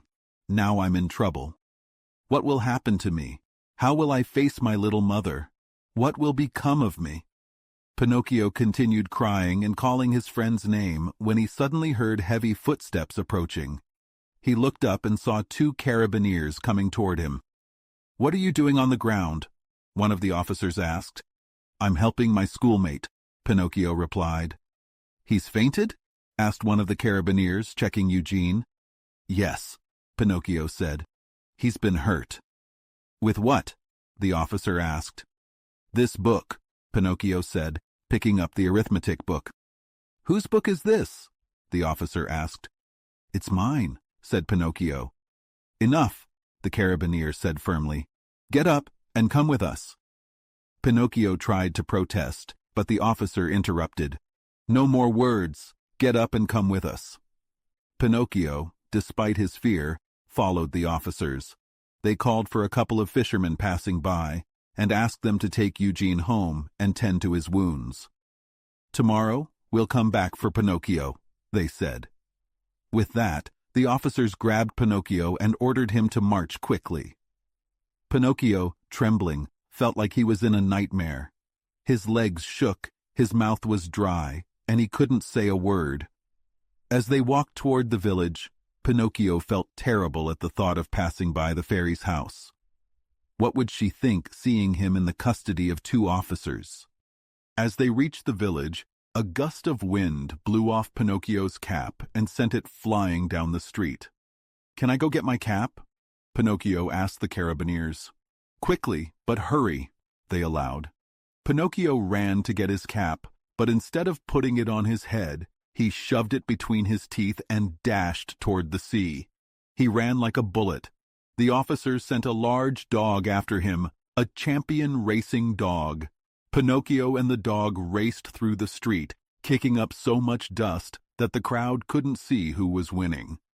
In the end, the dust cloud was so thick, no one could tell where the race had ended. Chapter 28.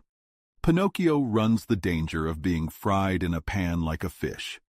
During that wild chase, Pinocchio had a terrifying moment when he thought he might be caught for good.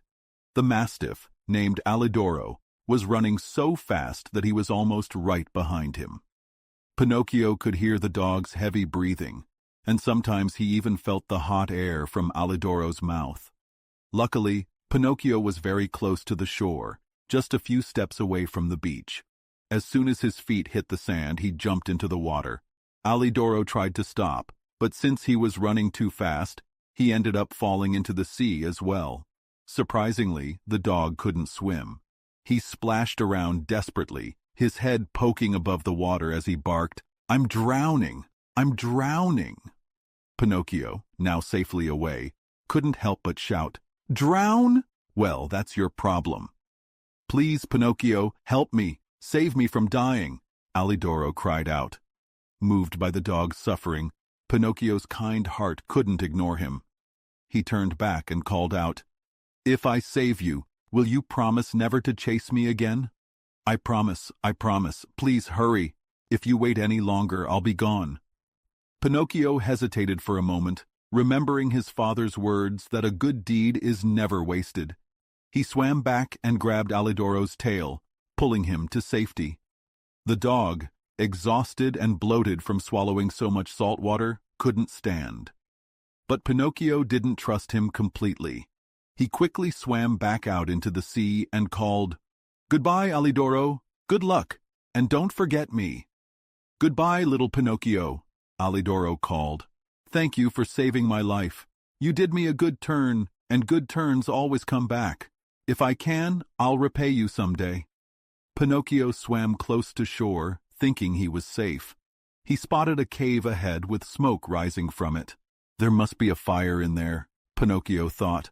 I can dry my clothes and warm myself up. That's just what I need." He swam closer to the rocks, but as he tried to climb, something lifted him up higher and higher. Before he could escape, he realized he was caught in a giant net filled with struggling fish. A fisherman, emerging from the cave, was so ugly that Pinocchio thought he must be a sea monster. His head was covered in thick green grass instead of hair, and his skin, eyes, and long beard were all green, making him look like a giant lizard. When the fisherman pulled the net out of the sea, he cried out joyfully, "Blessed Providence! Another fine meal of fish!" "Thank goodness I'm not a fish," Pinocchio whispered to himself, trying to stay calm. The fisherman took the fish to the cave, where a large pan of oil was sizzling over a smoky fire, filling the air with a repelling smell. The fisherman started pulling fish out of the net. "These mullets look great," he said, admiring the fish. He threw them into a large tub. He continued pulling out more fish, commenting on how good they looked. "These bass are delicious, lovely white fish, perfect flounders, and these anchovies are just right." One by one, the fish were added to the tub. Finally, Pinocchio was the last to be pulled out of the net. The fisherman, staring at Pinocchio, widened his green eyes in surprise. "What kind of fish is this?" he muttered. "I've never seen anything like it." He turned Pinocchio over and over before saying, "I understand. You must be a crab." Pinocchio, humiliated, replied angrily, "A crab? Nonsense. I'm not a crab. I'm a marionette. You better listen to me." "A marionette?" the fisherman asked. "Well, a marionette fish is new to me. That's even better. I'll eat you with more pleasure." Pinocchio tried to reason with the fisherman. "But I'm not a fish. I can talk and think just like you." "True," the fisherman replied. "But since you talk and think like a fish, I'll treat you with respect. I'll let you choose how you want to be cooked. Would you prefer to be fried in a pan or cooked with tomato sauce?" Pinocchio, terrified, begged, "I'd rather be free and go home." "Free? Do you think I'll waste the chance to eat such a rare fish?" the fisherman scoffed. "I'll fry you in the pan with the others. It'll be nice to have company." Pinocchio cried out in fear. "How much better it would have been to go to school. I listened to my friends, and now I'm paying for it. Oh, how I regret it." As the fisherman struggled to tie him up, Pinocchio squirmed, trying to escape. But the fisherman quickly tied his hands and feet, then tossed him into the tub with the other fish. The fisherman grabbed a bowl of flour and started rolling the fish in it. One by one, the fish were coated in flour and then thrown into the hot pan. First the mullets, then the bass, the whitefish, the flounders, and the anchovies. Finally, it was Pinocchio's turn. Pinocchio, trembling with fear, could hardly beg for his life. His body was stiff with terror, and he couldn't speak. The fisherman, not realizing it was Pinocchio, turned him over in the flour, making him look like a white marionette made of chalk. Then, the fisherman grabbed him by the head, ready to throw him into the hot oil. Chapter 29. Pinocchio returns to the fairy's house, and she promises him that on the morrow he will cease to be a marionette and become a boy. A wonderful party of coffee and milk to celebrate the great event. As Pinocchio lay there, he thought about how the fisherman's words had been true. He knew there was no hope left. He closed his eyes and braced himself for the end. Suddenly, the door of the cave burst open, and a large dog, drawn by the smell of the boiling oil, came running in. "Get out!" the fisherman yelled, still holding on to Pinocchio, who was covered in flour. But the hungry dog, whining and wagging his tail, begged, "Please, just give me a bite of that fish, and I'll leave peacefully." "Get out, I said," the fisherman repeated, preparing to kick the dog. But the dog, too hungry to back down, turned on the fisherman and bared his teeth. Just then, Pinocchio, in a voice full of fear, cried out, "Save me, Alidoro! If you don't, I'll be fried." The dog immediately recognized Pinocchio's voice, and, shocked to see that the voice came from the flour-covered bundle the fisherman held, leaped forward. In one motion, he snatched Pinocchio up in his mouth and ran out of the cave. The fisherman, furious at having his meal taken away, ran after the dog. But a sudden coughing fit forced him to stop. Alidoro, having found his way out, stopped once he reached the village, carefully dropping Pinocchio onto the ground. "Thank you so much," Pinocchio said, feeling incredibly grateful. "No need to thank me," the dog replied. "You saved me once, and what's given is always returned. We're here to help each other." Pinocchio, still shaken, asked, "But how did you find me in that cave?" "I was lying on the sand, feeling half dead, when I smelled the fried fish. It was the smell that led me here," Alidoro explained. "If I had come just a moment later, you would have been cooked already." Pinocchio, shuddering, said, "Don't even mention it. If you had been any later, I would have been fried, eaten, and digested by now. Brrr! I shiver just thinking about it." Alidoro chuckled and held out his paw. Pinocchio took it gratefully. "Goodbye, Alidoro," said Pinocchio, and the dog went back home. Pinocchio walked to a nearby hut where an old man sat in the doorway, soaking up the sun. "Good man, have you heard anything about a poor boy named Eugene, who had a wounded head?" "Oh, the boy was brought here," the old man replied. "He's now back home." "Really? Is he all right?" Pinocchio asked excitedly. "The wound could have been fatal," the man said. "A heavy book was thrown at his head." Pinocchio's heart sank. "Who threw the book?" "Pinocchio," the man replied. Pinocchio feigned ignorance. "Who's that?" "He's a mischievous boy, a troublemaker. They say he's lazy and always running around instead of studying." "Lies! All lies!" Pinocchio cried. The man looked confused. "Do you know him?" "I've seen him," Pinocchio said. "What do you think of him?" Pinocchio quickly said, "I think he's a good boy, loves study, listens to his father, and is kind to his family." But when he touched his nose, he realized it had grown much longer. "Oh no," he thought. "It's growing because I'm lying." He quickly corrected himself, saying, "Forget what I said. I know Pinocchio. He's a lazy boy, always running off with his friends instead of studying."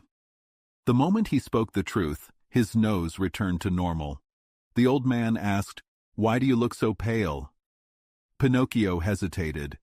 I rubbed against a freshly painted wall," he lied, ashamed.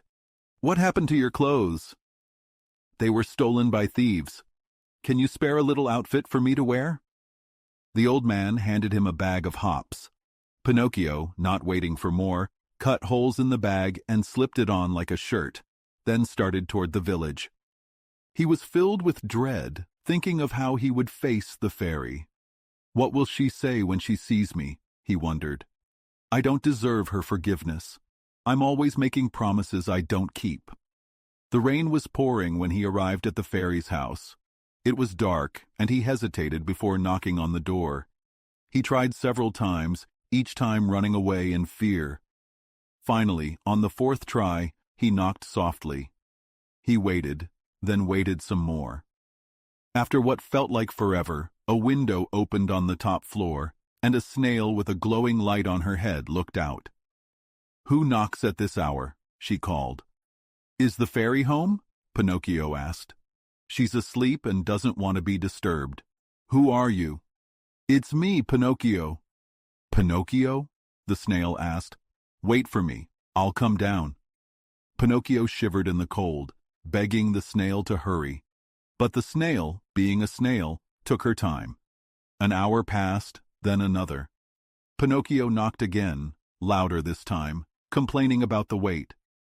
"My dear boy," the snail answered, "I am a snail. Snails are never in a hurry." Time passed, and finally, at dawn, the door opened.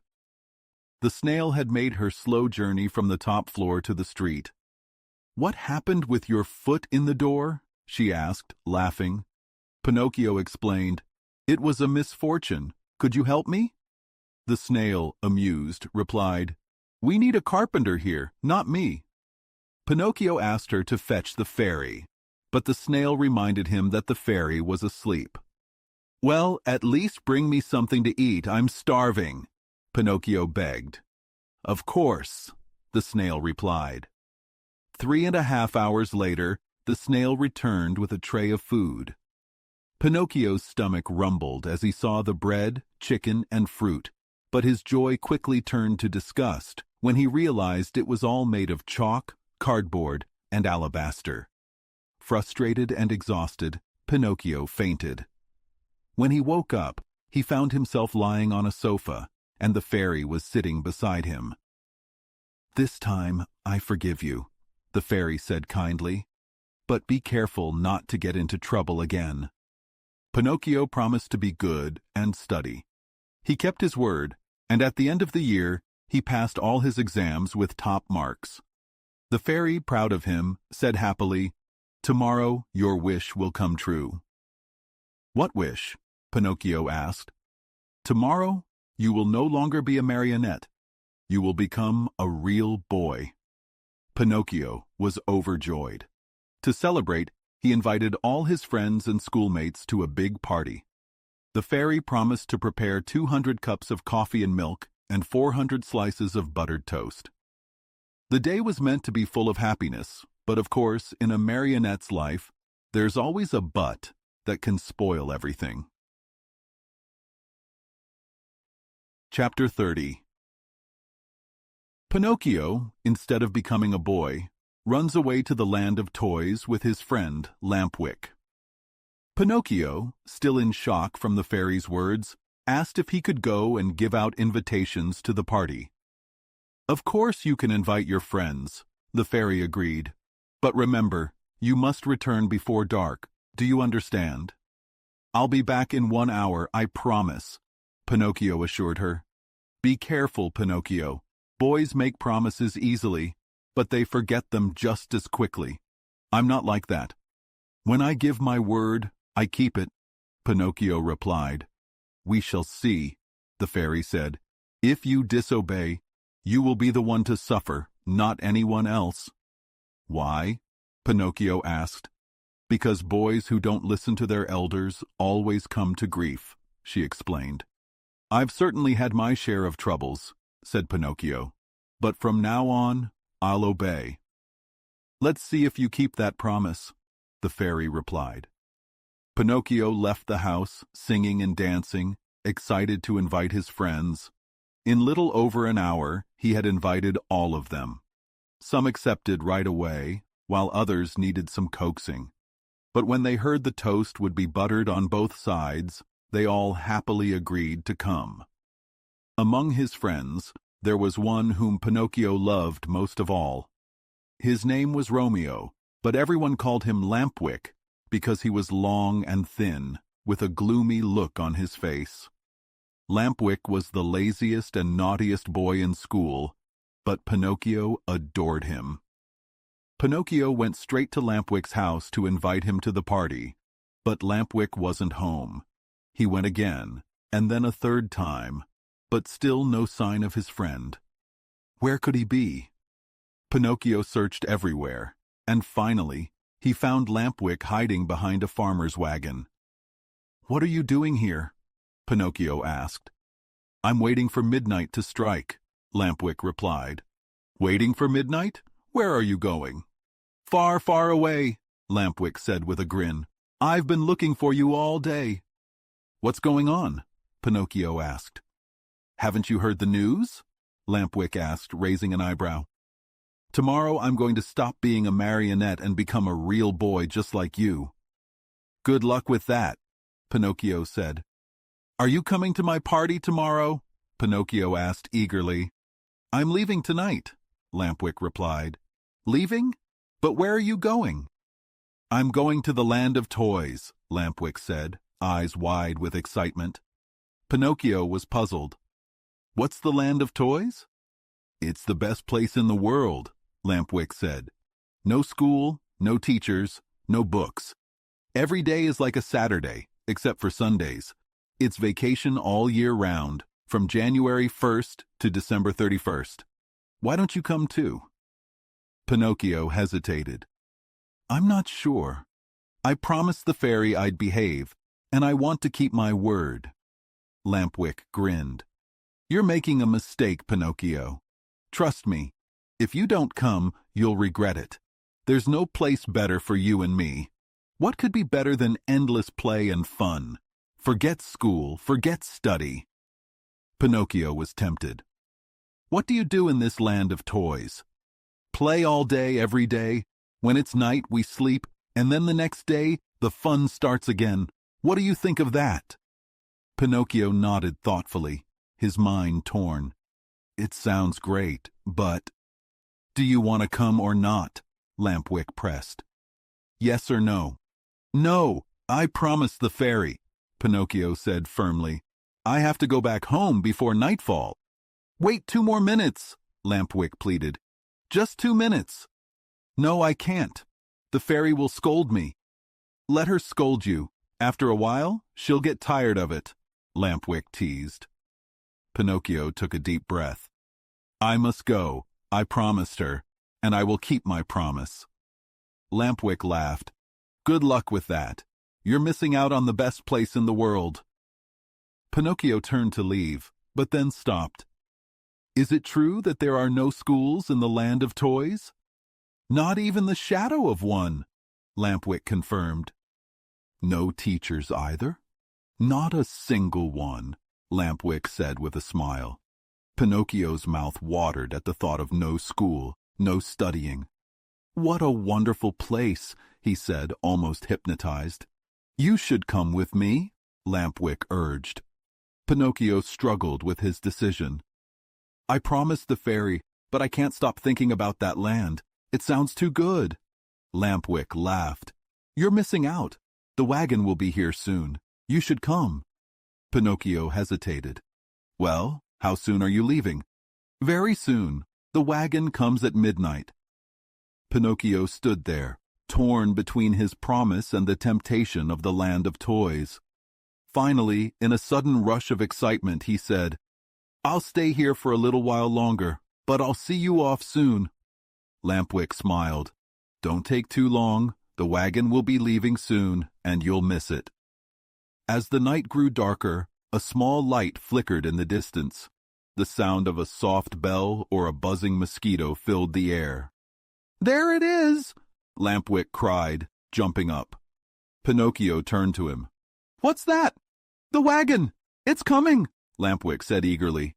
Pinocchio stood, torn. What should I do? Lampwick grinned. Come with me, and we'll have a blast in the land of toys. Pinocchio looked longingly at the light in the distance, but then said, No, I must go home. Lampwick waved goodbye. Good luck with the fairy, but remember you're missing out on the best place in the world. Pinocchio turned and ran back toward home, but he couldn't help but feel the pull of the land of toys, wondering what could be waiting for him there. Chapter 31. After 5 months of play, Pinocchio wakes up one fine morning and finds a great surprise awaiting him. Finally, the wagon arrived. Its wheels were wrapped in straw and rags, making no noise as it rolled along. It was pulled by 12 pairs of donkeys, all the same size but of different colors. Some were gray, some white, and others a mix of brown and black. There were even some with bright yellow and blue stripes. The most unusual thing was that these donkeys wore shoes like the ones boys wear, made of leather and laced up, instead of iron horseshoes. The driver of the wagon was a little round man who was much wider than he was tall. He looked like a ball of butter, with a shiny apple-like face, a small mouth that was always smiling, and a voice soft and sweet, like a cat begging for food. As soon as the boys saw him, they immediately liked him, and wanted to ride in his wagon to the wonderful land of toys. The wagon was so packed with boys that it looked like a box of sardines. They were squished together, hardly able to breathe, but no one complained. The excitement of going to a place with no school, no books, and no teachers made them so happy that they didn't notice the discomfort. When the wagon stopped, the little man turned to Lampwick with a smile and asked, "Do you want to come to my wonderful country?" "Of course," Lampwick answered eagerly. "But I must warn you, there's no room left in the wagon," the little man said, shaking his head. "That's fine," Lampwick said. "If there's no room inside, I can sit on top of the coach." And just like that, Lampwick jumped onto the roof of the wagon. Turning to Pinocchio, the little man asked, "What about you? Are you coming with us or staying here?" Pinocchio hesitated. "I'm staying. I want to go home and study. I promised the fairy that I would be a good boy." "Good luck with that," the little man said with a wink. "Pinocchio!" Lampwick shouted from the top of the wagon. "Come with us, and we'll always be happy." "No, no, no," Pinocchio answered, shaking his head. "But think about it," Lampwick cried. "We'll be free. No more school, no more lessons, just fun every day." Pinocchio began to weaken. "What would my fairy say if I went with you?" he asked. "Don't worry about her," Lampwick said. "You're going to a place where we can make noise all day, do whatever we want. No rules, no teachers, no books." Pinocchio was torn, but he still tried to resist. "I promise the fairy," he said, his voice filled with doubt. "I promise to be good." The little man smiled. "Make room for me then," Pinocchio finally said. "I'll come." The little man moved aside. "I'll give you my place as the coachman," he said. Pinocchio walked up to the first donkey, trying to climb onto its back. But the donkey kicked him hard in the stomach, sending him flying onto the ground. The other boys burst into laughter. The little man walked up to the donkey and lovingly bit off half its ear. "Now, try again," he said to Pinocchio. Pinocchio climbed back onto the donkey, but suddenly the donkey kicked him again, throwing him into the road. More laughter followed.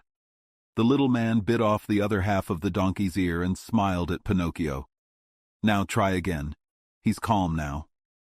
Pinocchio mounted the donkey once more, and the wagon began its journey. As they rode along, Pinocchio heard a faint voice whispering to him, "Poor silly, you think you're having fun, but soon enough you'll regret it. Boys who forget their studies and chase after pleasure always end up in trouble."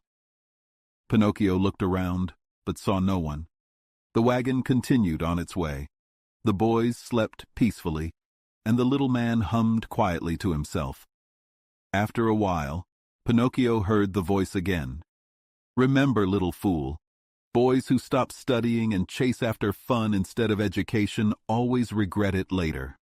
I know this well, and I will prove it to you. One day, you'll weep bitterly for the mistakes you've made, but by then, it will be too late." Pinocchio was frightened. He looked around, trying to find where the voice was coming from. Suddenly, he noticed that the donkey he had been riding was crying, tears streaming down its face, just like a boy. "Hey, Mr. Driver," Pinocchio cried, "this donkey is crying." "Let him cry," the little man replied calmly. "When he gets married, he'll have time to laugh." Pinocchio looked at the donkey sadly. "Have you taught him to speak?" he asked. "No," the little man said. "He learned a few words after living with a group of trained dogs for 3 years." "Poor creature," Pinocchio murmured. "Come on," the little man urged. "Let's not waste time. The night is cool, and we still have a long way to go." Pinocchio climbed back onto the donkey, and the wagon continued its journey. As they neared their destination, Pinocchio was filled with a strange feeling. Something didn't seem right. By dawn the next day, they arrived in the land of toys, a place unlike anything Pinocchio had ever imagined. The streets were full of boys of all ages, making noise and playing games. They were riding bikes, playing marbles, and acting in impromptu circuses. There was laughter and shouting everywhere. Pinocchio, Lampwick, and all the other boys toured the land, joining in every game and entertainment. As the days went by, the boys continued to have fun, and Pinocchio was so happy. He had forgotten about school, studying, and his promise to the fairy. One day, as he met Lampwick again, he said, "Oh, what a beautiful life this is. I never thought it would be this wonderful." Lampwick grinned. "I told you. You didn't want to come, but now look at you. You owe all this happiness to me. If you didn't listen to my advice, you'd still be stuck in school." Pinocchio smiled. "You're right, Lampwick. I'm glad I followed you here. What a life!" For 5 months the boys lived in joy, never studying, never worrying. But one morning, Pinocchio woke up to find a great surprise awaiting him, something that would make him feel very unhappy, as you will see. Chapter 32. Pinocchio's ears become like those of a donkey. In a little while he changes into a real donkey and begins to bray. One morning Pinocchio woke up to find a great surprise awaiting him. When he reached up to feel his head, he was shocked to discover that his ears had grown overnight, at least 10 inches long. Now, from the time Pinocchio was born, he had very small ears, so small that they were almost impossible to see. But now, those tiny ears had transformed into large, donkey-like ears, looking as out of place as could be. He rushed to find a mirror, but not finding one, he looked at his reflection in a basin of water. There, he saw what he had never expected. His once manly figure now had a beautiful pair of donkey's ears sticking out from his head. Pinocchio was horrified. He cried, screamed, and even banged his head against the wall. But the more he screamed, the longer and hairier his ears became. A little dormouse, who lived upstairs, came to check on him. Seeing his distress, she asked, "What's wrong, dear Pinocchio?" "I'm sick, very sick," Pinocchio cried. "Do you know how to feel a pulse?" The dormouse took Pinocchio's wrist and felt it carefully. After a moment she looked up at him sadly and said, "You have a fever, a very bad one." "What fever is it?" Pinocchio asked, starting to panic. "It's the donkey fever," she said solemnly. Pinocchio's heart sank. "What does that mean?" "Well," the dormouse explained, "it means that in a couple of hours you will no longer be a marionette, nor a boy. You'll turn into a real donkey, just like the ones who pull carts to market." "Oh no, what have I done? What have I done?" Pinocchio moaned, grabbing his long donkey ears and pulling at them in desperation.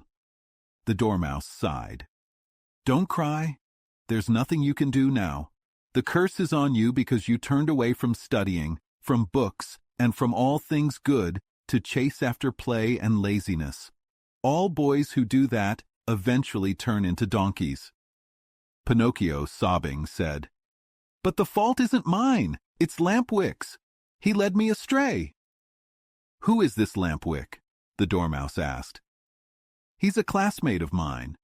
I wanted to go back to studying and be a good boy, but Lampwick kept telling me, 'Why waste time with school? Come with me to the land of toys, where there's no studying, just fun all day long.'" "Why did you listen to him?" the dormouse asked, shaking her head. "I was foolish," Pinocchio cried. "I didn't think of the consequences. If only I had listened to the fairy who loved me so much, I wouldn't be in this mess. I would be a real boy now." Pinocchio looked down, feeling ashamed. "When I see Lampwick again, I'll tell him exactly what I think of him." With those words, Pinocchio went to the door, but then remembered his large donkey ears and turned back. He grabbed a cotton bag from the shelf and pulled it over his head, covering his ears and nose. Out he went, searching for Lampwick. He looked everywhere, on the streets, in the squares, in the theaters, but there was no sign of his friend. Desperate, he returned home and knocked at the door. "Who is it?" came the voice from inside. "It's me, Pinocchio," he replied. "Wait a minute." After a long while, the door finally opened. To Pinocchio's surprise, there stood Lampwick, also wearing a large cotton bag over his head, pulled down to his nose. Pinocchio felt a little relieved, thinking, "My friend must be suffering from the same thing I am. I wonder if he too has donkey fever." Trying not to notice the bag, Pinocchio asked with a smile, "How are you, Lampwick?" "I'm doing great, like a mouse in a Parmesan cheese," Lampwick responded, grinning. "Is that really true?" Pinocchio asked. "Why would I lie?" Lampwick replied. "Well, then why are you wearing that cotton bag over your ears?" Pinocchio asked. "Doctor's orders," Lampwick replied. "One of my knees hurts." "And you, why are you wearing a cotton bag?" "The doctor told me to wear it because I bruised my foot," Pinocchio said quickly. "Oh, poor Pinocchio," Lampwick said sympathetically. "Oh, poor Lampwick," Pinocchio replied. The two of them stood there in an awkward silence, looking at each other. Finally, Pinocchio sweetly asked, "Tell me, Lampwick, have you ever had an earache?" "Never. And you?" "Never. But this morning, my ear's been killing me," Pinocchio said. "Mine too," Lampwick replied. "Really? Which ear is it?" Pinocchio asked. "Both of them. What about you?" "Both of mine too," Pinocchio said. "Could it be the same sickness?" "I think it is," Lampwick replied with a worried look. "Will you do me a favor, Lampwick?" Pinocchio asked.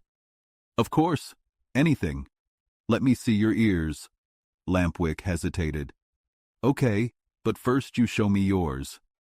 "No, you show yours first," Pinocchio said firmly. "No, yours first." "All right, let's make a deal," Pinocchio said. "We'll take off our hats together, okay?" "Okay," Lampwick agreed. "Ready?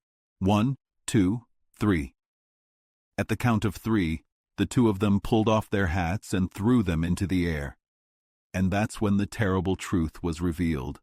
Both Pinocchio and Lampwick had donkey ears, long and floppy, just like the ears of the donkeys that had been pulling the wagon. At first, they stood there in shock, but instead of feeling ashamed, the two of them burst into laughter. They laughed and laughed until their sides ached and they were nearly crying. But suddenly, Lampwick stopped laughing. He staggered and almost fell. Pale as a ghost, he turned to Pinocchio and said, "Help! I can't stand up anymore." Pinocchio, who had also been laughing, suddenly stopped. "I can't stand either," he cried, and as they both stumbled around, they felt their arms turning into legs, their faces stretching into snouts and their backs sprouting gray fur. Then, to their horror, they felt their tails grow. They tried to cry, to beg for help, but instead, loud donkey brays escaped their throats. "Ha! Ha! Ha!" At that moment, a knock came at the door, and a voice shouted, "Open up! I am the little man, the driver of the wagon that brought you here. Open or beware." Chapter 33. Pinocchio, having become a donkey, is bought by the owner of a circus, who wants to teach him to do tricks. The donkey becomes lame and is sold to a man who wants to use his skin for a drumhead. Pinocchio and Lampwick stood together, feeling more and more ashamed of themselves. Outside the room, the little man, growing impatient, kicked the door so violently that it flew open. With his usual sweet smile, he looked at the two donkeys and said, "Great job, boys! You brayed so well that I recognized your voices right away. Here I am." Pinocchio and Lampwick, humiliated, lowered their heads, drooped their ears, and tucked their tails between their legs.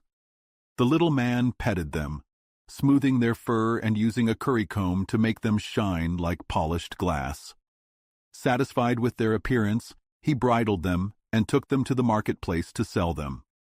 Lampwick was soon bought by a farmer whose donkey had died. Pinocchio, on the other hand, was sold to the owner of a circus, who planned to teach him to perform tricks for the audience.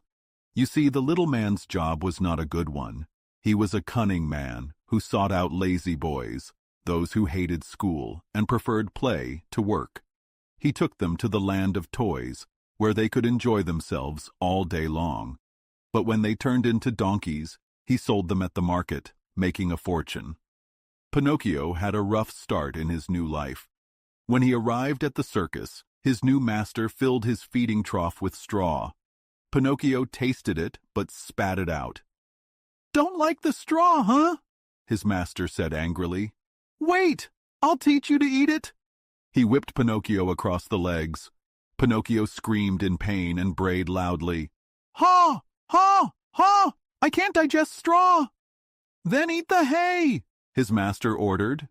Pinocchio tried the hay, but it didn't sit well either. "Ha, ha, ha, hay gives me a headache," he brayed. "Do you think I should feed you duck or chicken?" the man asked sarcastically, whipping him again. After that second beating, Pinocchio grew quiet, no longer complaining. The stable door was closed, and he was left alone. Hungry, he yawned wide enough to swallow an entire loaf of bread. Still, there was no food but the hay. Pinocchio reluctantly ate it, thinking to himself, "This hay isn't bad, but I wish I were studying instead. I should be eating bread and butter instead of this." The next morning, Pinocchio found the hay was gone.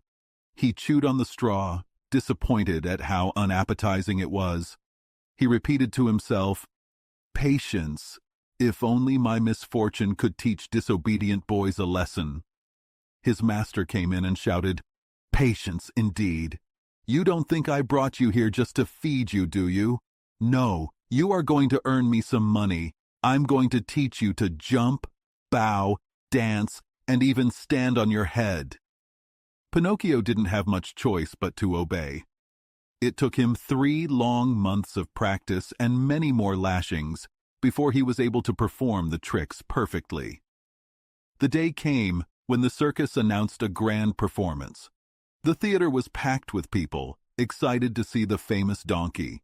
The posters advertised, "Great spectacle tonight. Leaps and exercises by the great artists and famous horses.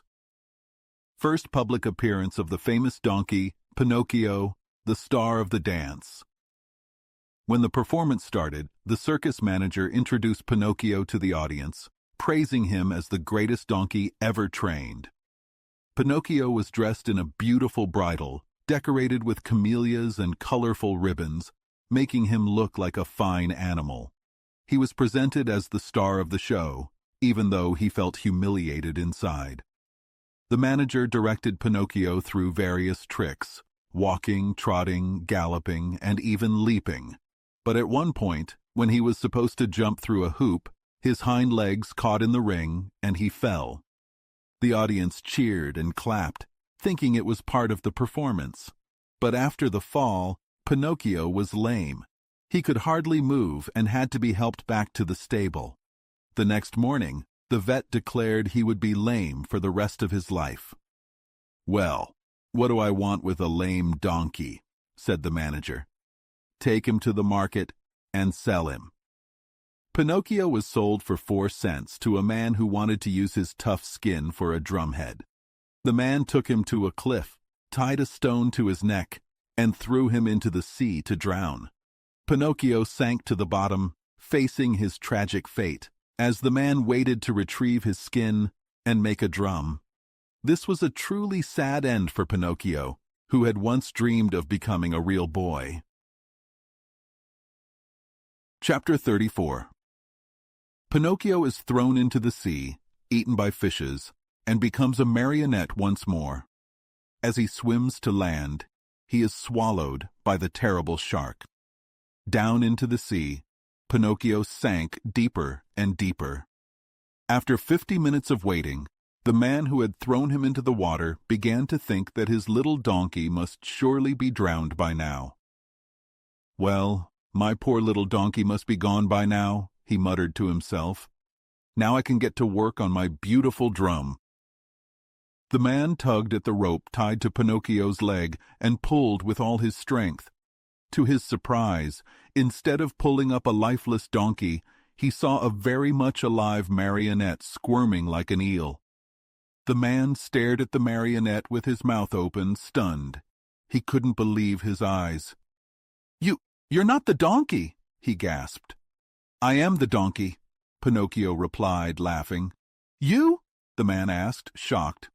"Yep, it's me," said Pinocchio. "Are you making fun of me?" "Making fun of you? Not at all, dear master. I'm being serious." But how did you go from being a donkey to being a wooden marionette?" "It must be the salt water, master. The sea has a way of playing tricks on you." The man was not amused. "Be careful, marionette. Don't laugh at me. If you make fun of me, I'll lose my patience." Pinocchio smiled and said, "Well, master, would you like to hear my story? Untie me, and I'll tell you everything." Curious, the man untied the rope that held Pinocchio's leg, and Pinocchio began his tale. "Once upon a time, I was a wooden marionette just like I am now. I had the chance to become a real boy, but because of my laziness and hatred of books and listening to bad friends, I ran away from home.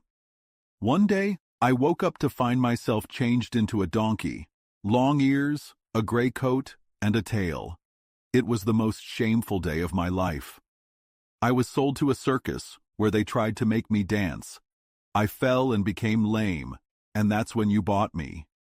You tied a stone around my neck and threw me into the sea hoping to kill me, but when the fishes came to eat me, they realized I was made of wood.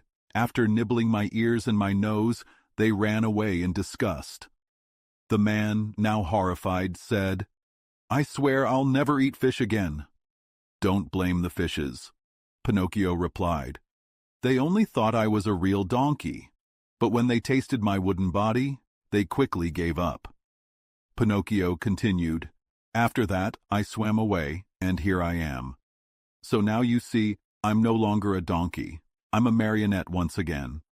The man, still angry, said, "I bought you for 4 cents, and you've cost me enough trouble already. I'll sell you again, maybe as firewood." "Go ahead," Pinocchio replied, "but if you need a drumhead, remember me." With that, he took a leap and dived into the sea, swimming quickly away from the man, shouting, "Goodbye. If you ever need firewood or a drumhead, don't forget me." As Pinocchio swam away, he saw a large white rock in the distance, with a little goat standing on top, calling out to him. The goat had a brilliant azure coat, the same color as the fairy's hair. Pinocchio's heart raced, and he swam faster toward the rock.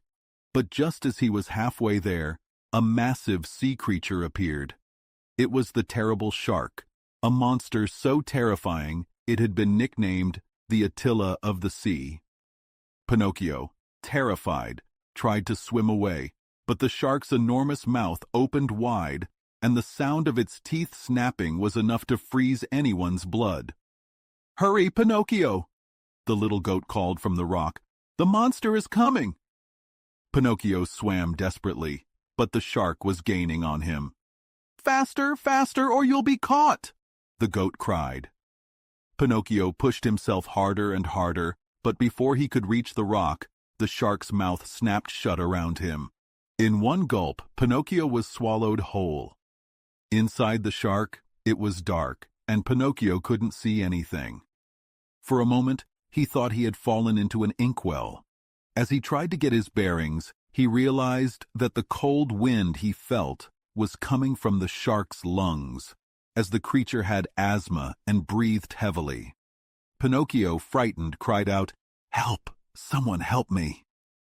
A rough voice answered, "Who's there, unhappy boy?" Pinocchio, startled, asked, "Who is that?" "It's me," the voice replied. "I'm a poor tunny, swallowed by the shark the same way you were." "A fish?" Pinocchio asked. "I'm no fish," said the tunny. "I'm a poor trapped soul just like you." Pinocchio, still panicked, replied, "I didn't choose to be swallowed. The shark chased me and ate me without asking." "What do we do now?" asked the tunny. "Wait until the shark digests us, I suppose?" "I don't want to be digested," Pinocchio cried. "Neither do I," said the tunny.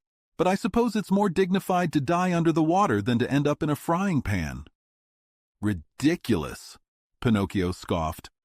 The tunny replied, I believe it's better to respect opinions, even if they seem strange. Pinocchio, determined, replied, I want to get out of here. I'll find a way. As they spoke, Pinocchio saw a faint light in the distance. What's that? He asked. It's another poor fish, said the tunny, waiting like us to be digested by the shark. I want to see who it is. Maybe they know a way out. Good luck, said the tunny. I hope you find your way. Pinocchio swam toward the light, determined to find a way out, but the shark's massive body was nearly a mile long. As the light grew closer, Pinocchio realized that escape was more difficult than ever. The battle for survival in the shark's belly had just begun. Chapter 35. In the shark's body, Pinocchio finds whom? Read this chapter, my children, and you will know. Pinocchio, after saying goodbye to his friend the tunny, ventured off into the dark of the shark's stomach, trying to walk as best as he could toward the faint light he saw ahead. As he moved, his feet splashed in slippery, greasy water, and the smell of fried fish was so strong that he felt as though it was the season of Lent. The light grew brighter and clearer the further he walked, and eventually he found something quite surprising. He discovered a small table set for dinner, illuminated by a candle stuck in a glass bottle. Sitting next to the table was a little old man, white as snow, eating live fish that squirmed so much that some slipped out of his mouth and escaped under the table. At this sight, Pinocchio was overwhelmed with happiness, so much so that he almost fainted. He wanted to laugh, cry, and say 1,000 things, but all he could do was stand there, stuttering. Finally, with a burst of joy, he ran over to the old man and threw his arms around his neck. Oh, Father, dear Father, have I found you at last? Now I shall never, never leave you again, he cried. The old man rubbed his eyes in disbelief and asked, Are my eyes playing tricks on me? Are you really my dear Pinocchio?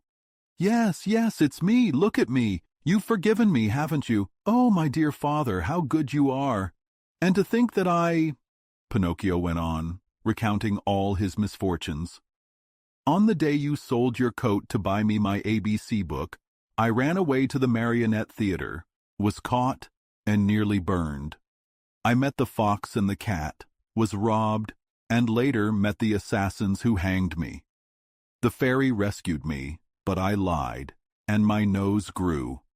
I got into more trouble with the fox and the cat in the Field of Wonders, and then I was imprisoned. After being freed, I worked as a watchdog, was later freed, only to be tricked again.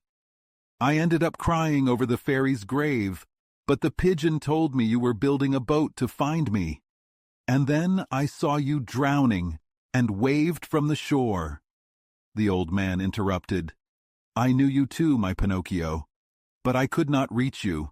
The sea was rough, and the waves overturned my boat. Then the terrible shark came and swallowed me. Pinocchio, astonished, asked, And how long have you been inside the shark? 2 long years, said Geppetto. 2 years that felt like centuries. Father, how have you lived? Where did you find the candle and the matches? Geppetto explained, A ship sank near me during a storm. The shark who had swallowed my boat had swallowed most of that ship too. The sailors were saved, but the ship's cargo, food, candles, and matches, was left inside the shark. Thanks to those supplies, I've lived well, but now I have nothing left. This candle is the last one I have. Pinocchio, determined, said, Then we must escape. We cannot stay here any longer. How? Geppetto asked. We'll run out of the shark's mouth and dive into the sea. But I can't swim, my dear boy, Geppetto replied. Don't worry, I'm a good swimmer. I'll carry you on my shoulders. Geppetto smiled sadly, shaking his head. But how could a small marionette like you carry me? Try it, father. If we must die, we'll die together, Pinocchio said, taking Geppetto's hand. Pinocchio led the way, holding the candle to light the path. They climbed up the shark's throat and made their way toward the mouth. Pinocchio warned, "Be careful not to tickle the shark's tongue. It might wake up." As they reached the mouth, they prepared to leap into the sea, but the shark suddenly sneezed, throwing them back into its stomach, and the candle went out. Pinocchio, undeterred, said, "We'll try again, Father. Follow me, and we'll make it this time." Pinocchio and Geppetto climbed up the shark's throat once more, crossed the wide tongue, and jumped over the rows of teeth. At the last moment, Pinocchio said, "Father, get on my back and hold tight. I'll get us out." Once Geppetto was on his shoulders, Pinocchio dived into the water and swam with all his might. The sea was calm, and the moon shone brightly, while the shark remained fast asleep, unaware of their escape. Chapter 36. Pinocchio finally stops being a puppet and becomes a real boy. "My dear father, we are saved!" shouted Pinocchio. "We just need to reach the shore, and that is easy." Pinocchio swam quickly, trying to get to land. He saw that Geppetto was shaking like he had a fever. Was he shaking because he was scared or cold? Maybe both. Pinocchio thought his father was scared and tried to make him feel better. "Don't worry, father. We will be safe on land soon." "But where is the shore?" asked Geppetto, looking around. "I can only see sea and sky." "I can see the shore," said Pinocchio. "Remember, father, I can see better in the dark than in the day." Pinocchio tried to stay calm, but he was feeling tired and weak. He was out of breath and thought he could not swim much longer. He swam a little more. Then he turned to his father and weakly said, "Help me, father. I'm so tired." Pinocchio and Geppetto were about to drown when they heard a voice from the sea. "What's wrong?" "It's me, Pinocchio, and my father." "I know your voice. You are Pinocchio." "That's right. Who are you?" "I am the tuna. I was with you in the shark's stomach." "How did you escape?" "I did what you did. I followed you." "Thank you, tuna. Please help us. We will drown if you don't." "I will help. Hold on to my tail, and I will take you to the shore." Pinocchio and Geppetto held on to the tuna. They climbed onto his back instead of holding his tail. "Are we too heavy?" asked Pinocchio. "Not at all. You are as light as shells," said the tuna. When they reached the shore, Pinocchio quickly helped Geppetto onto land. Then he said to the tuna, "Thank you, dear friend. You saved my father. I don't know how to thank you enough." The tuna came out of the water, and Pinocchio kissed his cheek. The tuna was so surprised, he swam away quickly. The sun came up. Pinocchio helped Geppetto, who was very weak, and said, "Lean on me, father. Let's go slowly. If we get tired, we can rest." "And where are we going?" asked Geppetto. "We need to find a place where we can get some food and sleep." They walked a short way and saw two poor-looking people sitting on a stone, begging for food. It was the fox and the cat, but they looked very different. The cat had really lost his sight, and the fox had lost his tail and was very old. "Oh, Pinocchio," cried the fox, "please give us something to eat. We are old and sick." "You are sick?" asked the cat. "Goodbye, bad friends," said Pinocchio. "You tricked me before, but you will never trick me again." "Please, we are really poor and hungry," begged the fox. "If you are poor, it's because you deserve it," Pinocchio said. "Remember, stolen money never brings good things. Goodbye." "Have mercy on us," cried the cat. "Goodbye, bad friends. Bad wheat makes bad bread," said Pinocchio. Pinocchio and Geppetto walked away. After a while they found a small house made of straw. "Someone must live there," said Pinocchio. "Let's see." They knocked on the door. "Who is it?" asked a voice. "We are poor and hungry," said Pinocchio. "Turn the key and the door will open," said the voice. Pinocchio opened the door, and they went inside. They looked around, but no one was there. "Where is the owner of the house?" asked Pinocchio. "Here I am, up here," came the voice. Pinocchio and Geppetto looked up and saw the talking cricket sitting on a beam. "Hello, dear cricket," said Pinocchio. "Now you call me your friend, but do you remember when you threw a hammer at me?" asked the cricket. "You're right, dear cricket. I'm sorry, I deserve it. But please, don't hurt my father." "I won't hurt either of you," said the cricket. "I just wanted to remind you that we should always be kind to others." "You are right. I will never forget your lesson," said Pinocchio. The cricket explained that a little goat with blue hair had given him the house. "Where did the goat go?" asked Pinocchio. "I don't know," said the cricket. "Did she say anything about me?" asked Pinocchio. "She said, 'Poor Pinocchio, he must be dead by now.'"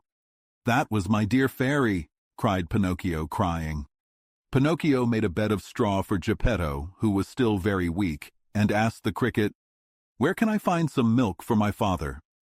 "There is a farmer named John who has cows. He lives 3 fields away. He will help you."